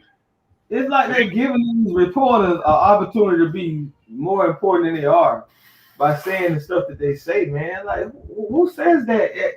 You just rookie of the year and you can't even talk right. Of course, you don't need to go to college saying what you just said. Your daddy and mama ain't teach you now. You may need to go to college so you can know what not to say. But anyway, that's one take of it too. Coach, what's that? He'd have been ineligible. He'd have been to Ben Simmons. He wasn't gonna go to school anyway. Yeah. So saying that. I mean, man, I'm with Tuma with how he said it. To be honest, man, I think those kids that are special like that, they need a life coach and a financial coach, like written in their contract or something, to prevent them from doing things like this. He was actually fortunate enough to have the parent that he had. I'm not gonna lie to you. They made a business decision a long time ago. You know what I'm saying? So they chose a route that they were going. It worked in their benefit, definitely. So, but how he said it, we definitely have to work on that and clean that up. You know what I'm saying? Like, now you working on business decisions later on. Like, who like what sponsors are you gonna get where you can make that endorsement money talking like that? You know what I'm saying? So you can be messing up your money later on. Like you have people like Alvin Kamara in football haven't spent none of his football money. You know what I'm saying? The only thing he's spending is his money from endorsements. I mean, don't shoot yourself in the foot. But you know that kid didn't need college. He right. College is not for everybody. He played in leagues, especially in the Australian league, that was going to prepare him better than what college was. You know what I'm saying? He didn't need college. It's a lot of them that don't need college. It's just that NBA has these rules that are preventing them from going straight from high school. All right, I just want to get y'all take on that, man. So this next one is kind of a break from basketball. It's going to be a segue into football. We're only going to do this probably this week. I don't know. We'll see how it goes. But I saw a story I want to share with y'all, and then it's a football story, a segue into more Polk County football. But I don't know if y'all saw this, but on Wednesday, former state champ Immokalee down south, was forced or has been forced, or they've already done it, forced to go independent due to the lack of players. They will not compete in the district and won't be eligible for the state playoffs. They was in 7A, so they just dropped out of everything due to not having players. I know we kind of talked about, football, and we're going to talk about it here in a minute, but like, first of all, shout out to Haines City football. I know we was talking trash about Haines City football, and they end up winning the game Friday. So the first game time, they don't win a football game in a long time. They beat Jenkins. They beat Jenkins. And beat them pretty good too, like 26-7 or something like that. So shout out to Haines City Hornets, turning things around. But sanitation this year. So before we start with football, what's y'all take on that? Do y'all have a take on that, a thought on that about Immokalee having to just go independent so they ain't got enough players? Yeah, Kathleen next, ain't it? Are we segueing right into it? That's what we're doing. So what we say we gonna do today, Coach Billy D? What we say we gonna do today? We say we're gonna do over under football. Okay. And I call a team out. Y'all say what y'all think for us over under for us, how many, like we with basketball, how many games you think they're gonna win, okay? So just a random team. And so since Tuman already put Kathleen out there, over under for Kathleen. Who going first? Because I saw Polk Wade 863 say Kathleen gonna win 7 games, and I want to ask him what he was drinking. When he made Polk Wade's a football connect, right? Yeah, we need to get Polk Wade on this show talking like that. I got Kathleen winning 1.5 games. 1.5? 1.5 game, bro. They gonna win a half.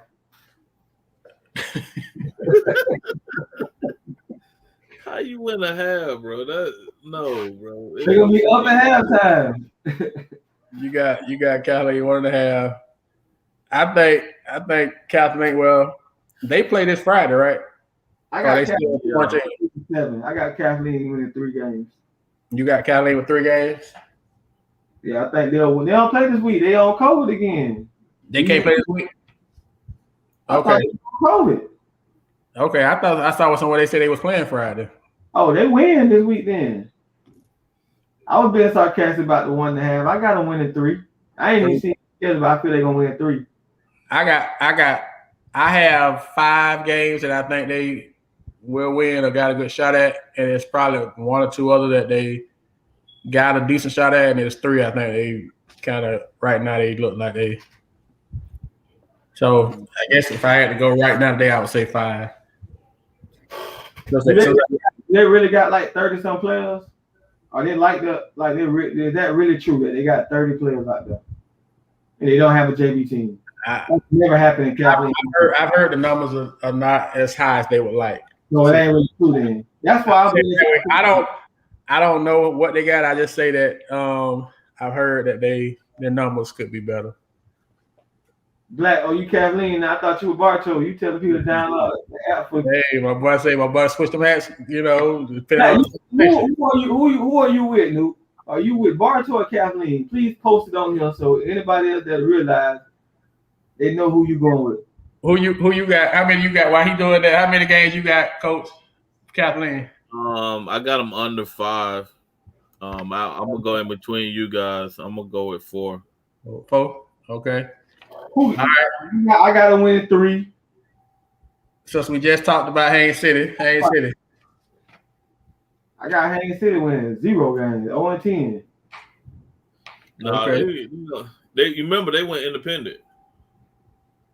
Oh yeah, do they play Discovery? I mean, not Discovery, but Davenport. Yeah, they do. Haines City win 3 games. I like Haines City. I like it. I like Haines City about 3 games too. Kathleen and Haines City gonna have the same record. That's do Kathleen and Haines City play each other? I know they play each other in the spring. They play each other in the spring. I hope not. Who want to go to that game? I wouldn't want to watch that. Kathleen beat Haines City by 30. I would not want to watch Haines City in Kathleen. Bro, Haines City play Liberty. That's a winnable game. They play Parrish, which is a second-year school. That's a winnable game. They play Mulberry, Hardy, Ridge, Ponciana, Tenor Rock, Lake Region, and Discovery. Oh, they're gonna beat Tenor Rock. Discovery. And they're gonna beat that 2-year score. That's locked. They got 3 wins locked in. Yeah, they actually have a chance to win 5 or 6 games. Looking at that schedule. Great COVID move. Great COVID move. But like you said, they're independent. That's I like 5 games. I got 5 with that schedule. They're not eligible for the playoffs, so I ain't going 5. I'm staying at 3. You at 3. Billy, did you say you at 5? I'll go at 5. Okay. Jenkins, that's what they just beat. Jenkins independent too, right? Or they play the regular schedule? I don't know. They might win 1 game. If they play the regular schedule, I don't think Jenkins gonna win a game. Jenkins in there with they're in the district with Lakeland them. Oh yeah. That's 0. Kathleen play Jenkins. That's another win. I got one. That's 1 to 5. Huh? Yeah, I put 3. I ain't realized Jenkins was. Keep these notes. What? Who you with? Emmanuel? Who you with? You Jenkins? He Haines City. Tell me Haines City gonna win 5. Haines City. No. 10-0 going independent, playing Davenport 4 times. Based off that schedule, I got Haines City winning 5 too. I got Jenkins. Mulberry this Friday. They got Discovery after that. Lake Ware, Kathleen, Boca Ciega. They got Lakeland, Lake Gibson, and Lakeland back to back. That's going. Yeah, they might throw their whole season away after they. They're gonna white out. So they probably win 1 or 2 games. I think Mulberry gonna beat them. I give them 2 based on what I just heard. Yeah, Haines just blew them out. Jenkins in trouble. Yeah, Jenkins gonna be a long year for Jenkins. Let's look at Bartow. I got Bartow going 8-2. Do they play Jenkins and do they play Lake Gibson and Lakeland? They have to. They're in the same district. In the same district. Those are the 2 games they lose this year. Hold on, let me look at the rest of it. You only got to lose 2 games? Yeah, unless he put up the schedule. Thank you for putting up the schedule. They got Ridge, Clewiston, Sebring. They got Victory. Win. Arbondale. Win. Kathleen. Win. They got Lake Gibson, Lakeland back to back. 2 losses. Jenkins and Lake Wells. Win. They 8-2. I like them at 7 games. Who gonna beat them? Who's 13 gonna beat them? Lake Wells? Lake Wells have a chance to beat them. I think Arbondale have a chance to beat them too. Arbondale lost too much for me. All right. Next up, Tenor Rock. Man. Tenor Rock went independent. Hold on, 2. When you said how many? You said 8. Yeah, I got Bartow 8-2. You said 7. I said 7. All right. I like 7 too. Who the Rock? The Rock is next. Man, the Rock won't win 2 games. You got 2? I give him 2.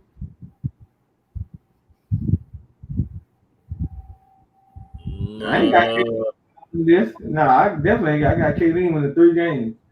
Straight. I got Taylor Rock at 3 games. You got 3 for Taylor Rock? And 2 we got over 2. Who they got, Coach? Call them out real quick. They got Bronson, Mulberry, Ponciana, Umatilla, Lake Region, Haines City, and Parish. They'll beat Umatilla. They'll beat Parish. They might be at 4 or 5 games though. Yeah, that's scheduled out. I got 4 games for them. I got 4 with that. No one district tell me they gonna be when it gonna be 5. He knew the schedule where he was talking. Umatilla, man, come on, man. You stayed at 2 too? I probably put them at 5 too. Come on, man. I'm putting them at 4. Bill, you got him at 5, you say? Yeah, they probably. I put them at 4 too. I'm gonna get them at 4. Yeah, because strict coaching, I put them at 4. They won't win that 5th game because of coaching. You didn't want last year with strict coaching. I know he gonna call me about that, but I don't man! All right, call you. He on the thing talking trash. I see Lake Well. I see Chief brought Lake Well. What we like Lake Well? 6-4. 6-4. Let me look at 5 games. Say 5, at least 5. I think they'll win at least 5. I think there'll be more than that. Hold on. I know they play on Lakeland this year. That's for the first time in a long time. Blow out. Bartow gonna beat them. Lakeland gonna beat them. Oh, that was. They won Friday, right? They beat one of them pretty good Friday, right? They beat them like 20 pretty good. Yeah, I say 6-4. Yeah, I'm giving 6 wins. Possibly 7, but I'm definitely locked in for 6.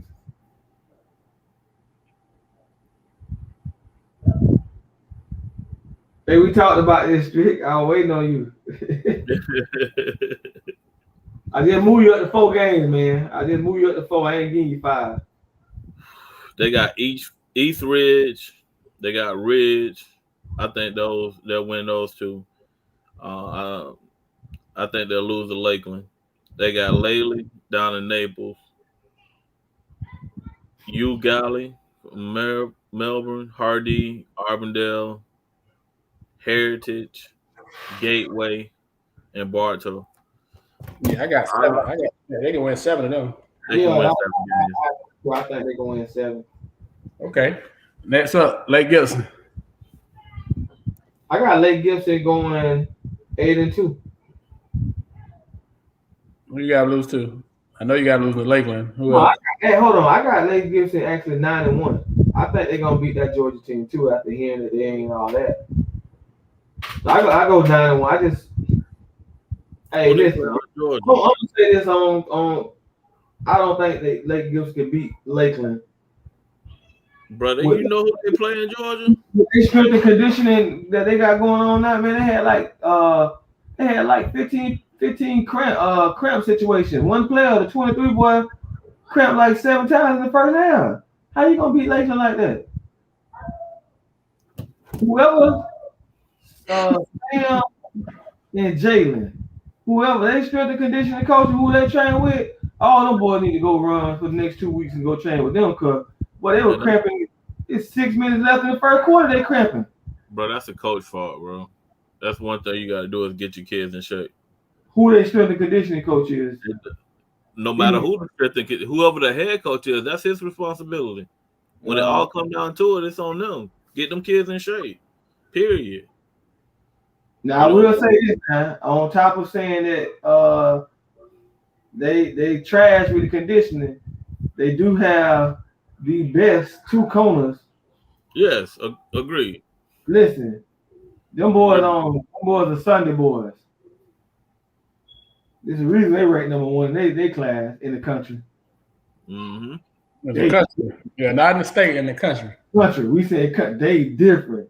Yeah, that money kid made a I said my son said to me, talking about, Dad, this the kind of stuff people do on Sunday. When he went from the flat to the deep third, got the pick, and then took it all the way back. That's one of them lean back type plays, bro. I mean, you know how hard it is to go from the flats to the deep thirds, bro, and then make the play, and then if you ain't no football guy, you can't even appreciate what. And he did it so like easy. It ain't even like it was effortless how he did it, bro. He still got one more year on the books. He ain't nothing but a junior. You know what's scary about him, dog? To watch him, we really at the game the other day. I really was like trying to pay attention to him and Sam.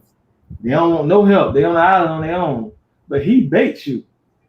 You know how most corners that when they playing 4-5 off the ball, it's like they're more scared of the receivers. He doing that on purpose so you can throw the ball at him. He wants you. He wants you to think you got it. And if you do throw it at him, listen, Lakeland can beat them if Lakeland run 40 out of 43 times. Because the minute they try to go deep or throw that ball at one of him and Sam, it's gonna get ugly. They better not throw it. Bro, they have to go to Georgia to play Lowndes County? Yeah. They go to Valdosta. Bro, I don't know. Man, I like Polk County. I hear you. But, Valdosta is a traditionally nationally ranked program. I like Polk County. I got Lake Gibson at 8-2, bro. I got a 9-1. I like them. I like the county. They beat everybody else in the county by 17 the most except Lakeland. Yeah, I don't think the rest of them gonna be close, and they can beat Lakeland. I think they're gonna beat Lakeland. I think they're gonna beat Valdosta too. I think that's gonna be a great game. They if they can win those two games. Let me say it this way. I don't know. Can we?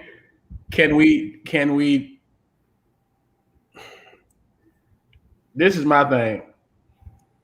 If Lake Gibson plays Vontae in the box like they did the second half, I think they beat Lakeland and Valdosta. If they don't, I think he single-handedly changes the whole defense because he's so active, and the closer to the line he is, the more he can move around and cover up some stuff. But the further away from the ball he is, the more chance. So to answer your question, Black, if they got Vontae playing where they had him playing like in the box the second half, then yes, I think that they will.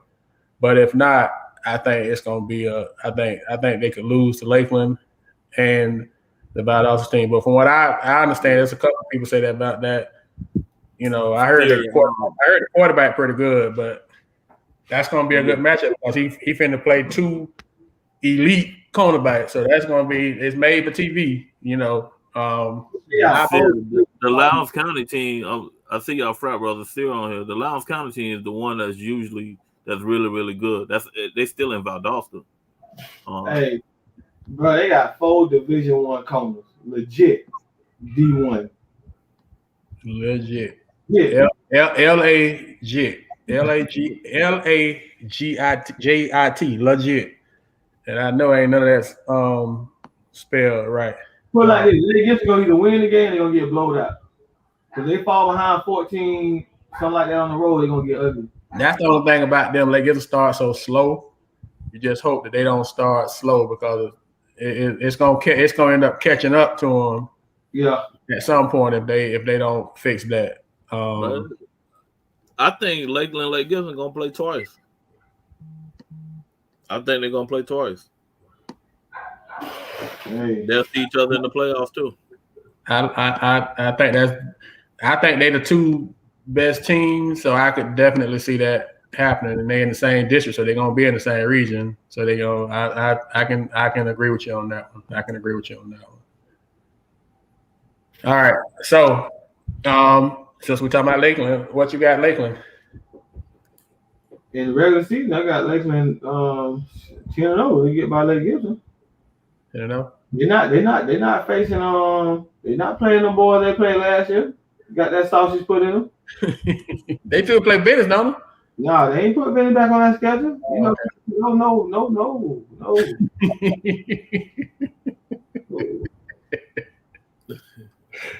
Learn my lesson. Well, based off of the schedule, if they can get by Lake Gibson, which I don't think they will, so I got it with 9 regular season wins. I think Lake Gibson gonna knock them out. One gonna 10 and 0, the other one gonna be 9-0. So we'll win that game. Yeah. When they go, well, you know, Lake Gibson got that hill game with Georgia, so yeah. I like Lakeland at 9-1, bro. I think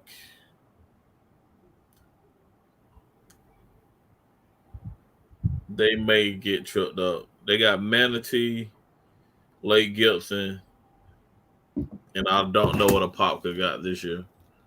Laser Pit Parker? Yeah. Where? Should be in a Pop because Pop came here last year, so it should be over there. They say Lakeland play them at home. No. Castle hit him with the flim 2 years in a row, got him at home. Last year, was the year after they won. They went to Park and blew them out. I thought that game was at Lakeland when they had Bowman. They came to Lakeland. Next year with the Parker, Bowman Senior. They did go to the Parker. Okay, so yeah. Okay. So I like Lakeland 9-1. I got Lakeland 9-1 too. I think they're gonna lose to Lake Gibson. Like they beat everybody else. All right, we'll do 2 more, y'all. Arvindale. 5-5.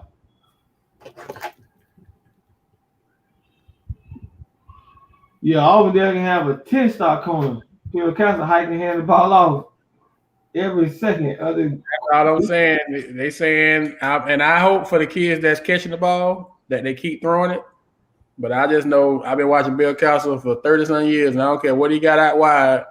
Anytime he lined up with somebody that can play, it's going to be ball control. It's going to be I pop 24 dive, 13 lead draw, inside trap, jet sweep, all that stuff that requires. What though, bro?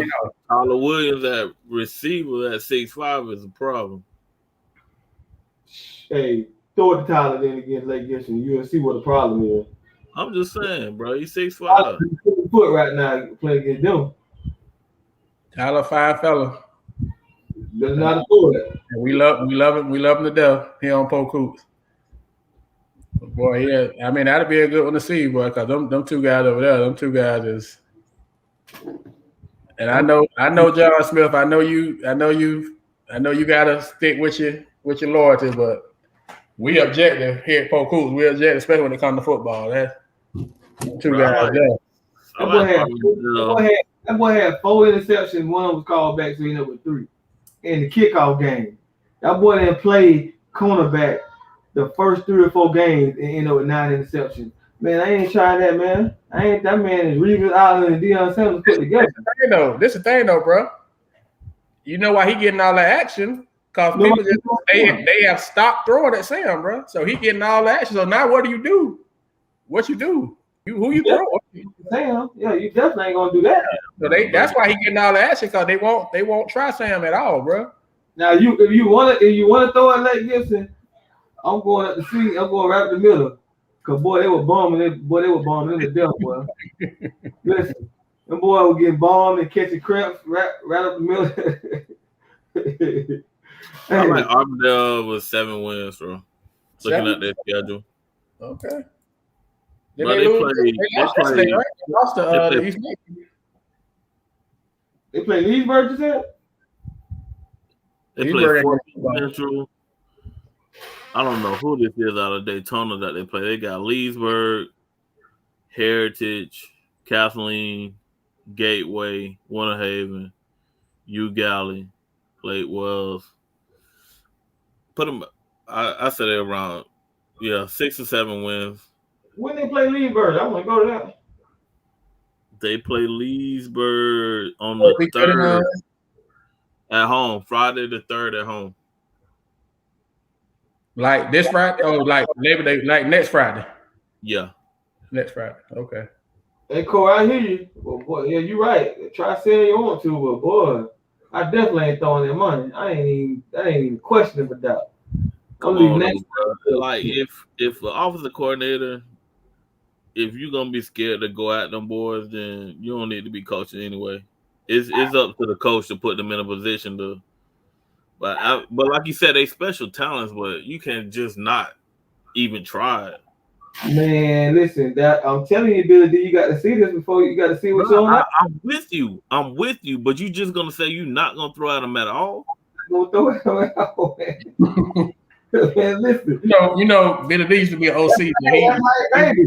Hey, baby, picking up 94 feet. I'm I putting the ball. Understand, but bro, I'm an X and O's guy. Like I'm doing something. If you were playing against little baby, is you gonna let your point guard bring that ball up the whole game, or you gonna let? I'm not. I would let one of my bigs bring it up. Well, what we try to tell you is, don't throw at them. But like I said, bro, you gotta realize, bro, I'm a strategist. You know what I'm saying? I'm going bunch. I'm doing something. You know what I'm saying, to create matchups in space for me to throw the ball, bro. I just can't say I'm not gonna just throw the ball at all, bro. No, we ain't not throw it in their area. I'm going them safety. Man, I'm throwing every. Listen, they playing 1-on-1 at the corner. Bro, especially if they man to man, bro. I'm sending their man all the way. I'm trying to bond them safeties every second I get. True, but if they playing man, bro, it's rub plays where you can get picks and everything to get. I get all that. You throw in the middle. That's where you supposed to. But throwing on the outside, the number 7, number 11. Excuse me, sir. I'm not doing that. Hey, listen. I tell the coach for real. You want to be my friend? Please stay off the drugs, man. That boy Monty's gonna bait you up and be like, "Hey, when he playing off the ball 7 feet, just for you to throw it, and then he gonna pick 6 that thing." I hear you. Okay. Like I said, the boys special out there for sure. You want to coach you a hard head, make a soft bud. Bro, they special. I get that, but you know, I don't know. I guess I'm just different. Yeah. Okay. All right, we didn't do all of it. Hey, Bourne's an excellent guy too. Bourne, would you throw at them? I wouldn't throw at them now. I would do. I ain't saying I wouldn't throw the ball. I just want to throw the ball. They ain't bring no pressure, but I'm just not gonna throw at them. I would run them off and take them out of it actually, and take my chances with the linebackers. And yeah. Yeah, I'm gonna throw at them. I'm gonna throw at Lake Gibson. I ain't throwing at number 7 and 11. I'm going underneath. They like Mike said, they had success with crossing routes. They just didn't have success with.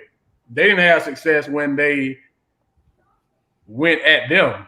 But you can throw the ball. I would throw the ball. I just wouldn't throw. I wouldn't throw at them. I would take them out of it.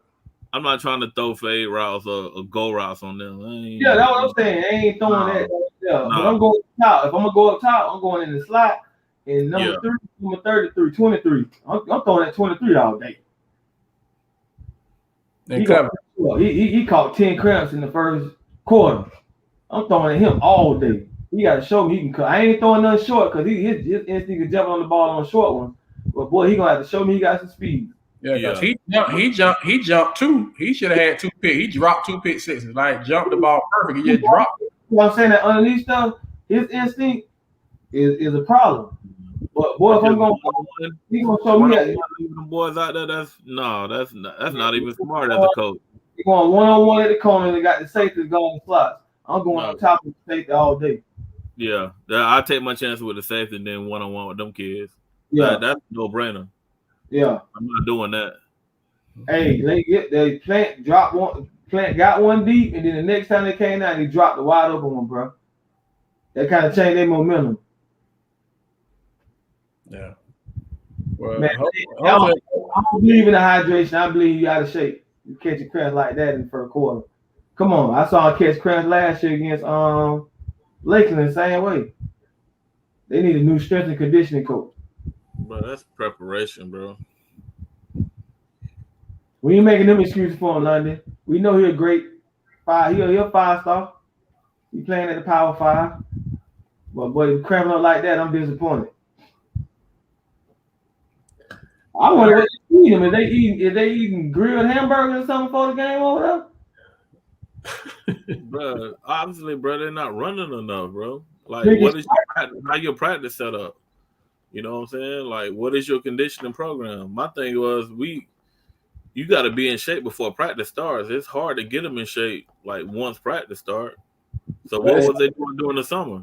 but it's interesting because Sam played 48 minutes. Sam played all 48 minutes. Jalen, so neither one of them cramped up. So it's like it's kind of it's tough because it wasn't like everybody was cramping up. You know what I'm saying? So it's like it's Ramon didn't cramp up. Maybe he got hurt. why didn't cramp up either? You know what I'm saying? So it's like one guy, all of them weren't cramping. It just he was, and so but then when they like I said, second half they put him in the box and he was fine. He didn't cramp at all. He was just making plays. He dominated on defense end when they put him in the box. He dominated.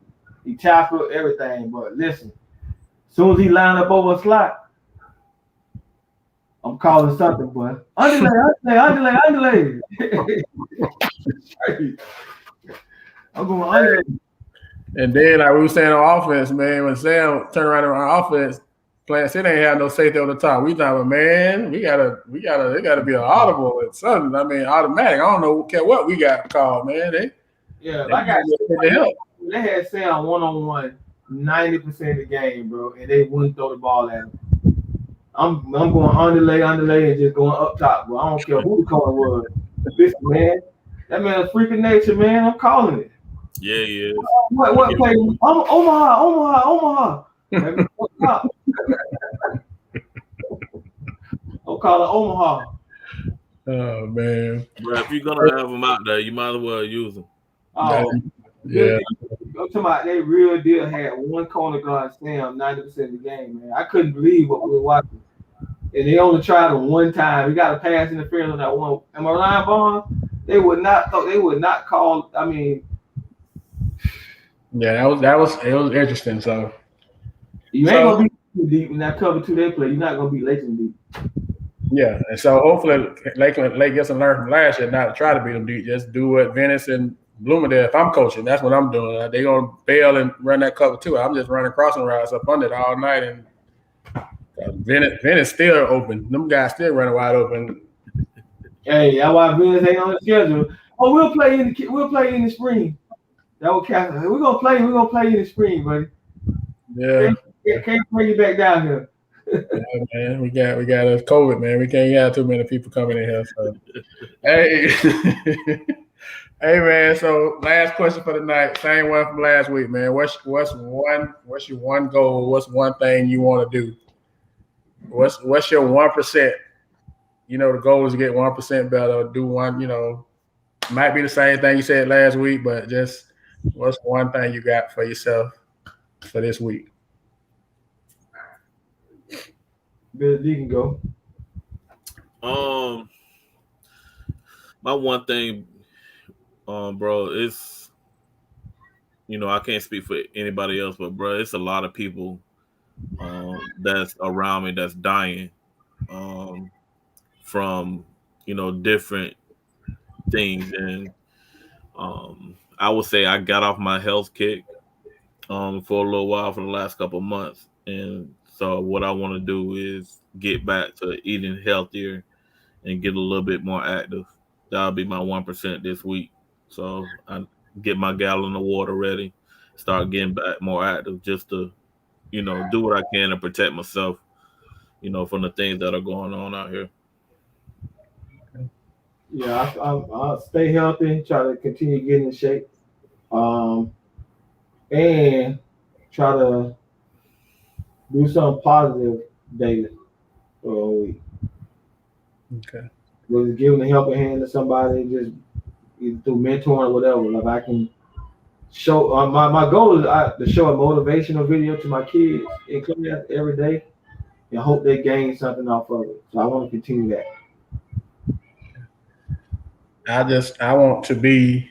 I've tried this. I've started it. I think I have, but I just want to continue to be more. Try to be more consistent and be more intentional, and with my actions and with my words with folks like my family, my friends. I just want people. I don't want folks to have to wonder, to Coach point, to Billy D point, how I feel about them. If I love you, you're gonna know it. If I care about you, you're gonna know it. How you receive it, what you do with it is on you. But it's too many of us that are just. It's just so uncertain, man. Just life is so uncertain, man. I told Tuma this, man. I kind of made a man squash the beef, whatever you want to say it, with a guy that I thought I had issues with for years. I didn't really have no issues, and we chopped it up Saturday, and come to find out he ain't got no issues with me. It's just you just never got in the same place. And I just stepped to him. And I'm just like, look, man, whatever I've done, I don't even know if I've done anything. Whatever I've done for my part in it, man, I'm sorry. I apologize, man. I ain't trying to be like that with nobody. And that's just important to me moving forward, that people that's in my life, people that's important to me, I want to be consistent with, want to make sure they know how I feel about them, not have to worry about it. And even the people that I work with, that I come in contact with. That's my goal for this week, to make sure that it's not something that you got to figure out. You got to be a question.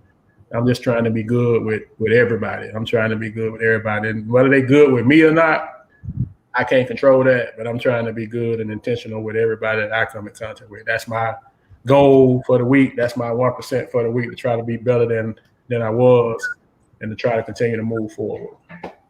So, but I guess the player spotlight didn't happen this week. You know, it happens sometimes, but we made it through. Thank God for Tuma Tate. You know, Tuma Tate kind of held it in the road this week for us. So maybe we'll get the guys.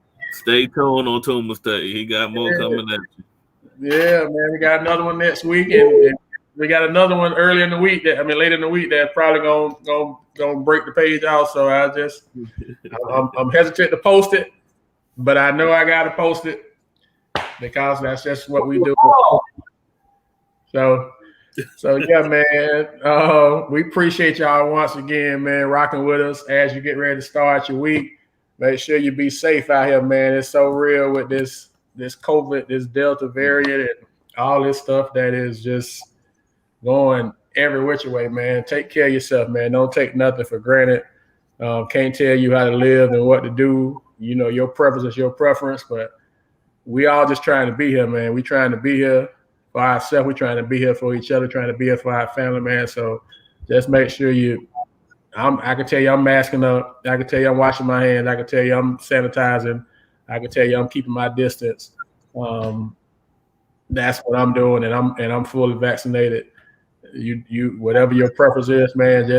We all trying to be here, man. I guess that's the easiest way to say it. So do what you can to stay here for the people that's depending on you, for the people that love you, and for yourself. So, and football for real starts on Friday. The games start to count. So if you're going out to a game this week, please make sure that you're safe, behave, do what you got to do, man, so that we can continue to have some legitimate high school football.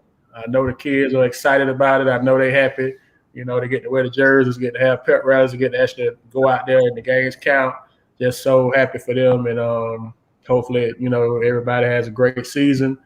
We'll pick some more football teams next week if we got time. I ain't want to do them all this week, but we'll do some over-unders with the rest of them. Just having some fun, you know, nothing negative. So if all hearts and minds are clear, they say in the Baptist Church, man, y'all have a great week. Great week, everybody. Until next time, Polk, man, we out. Appreciate y'all rocking with us. Be easy, be safe.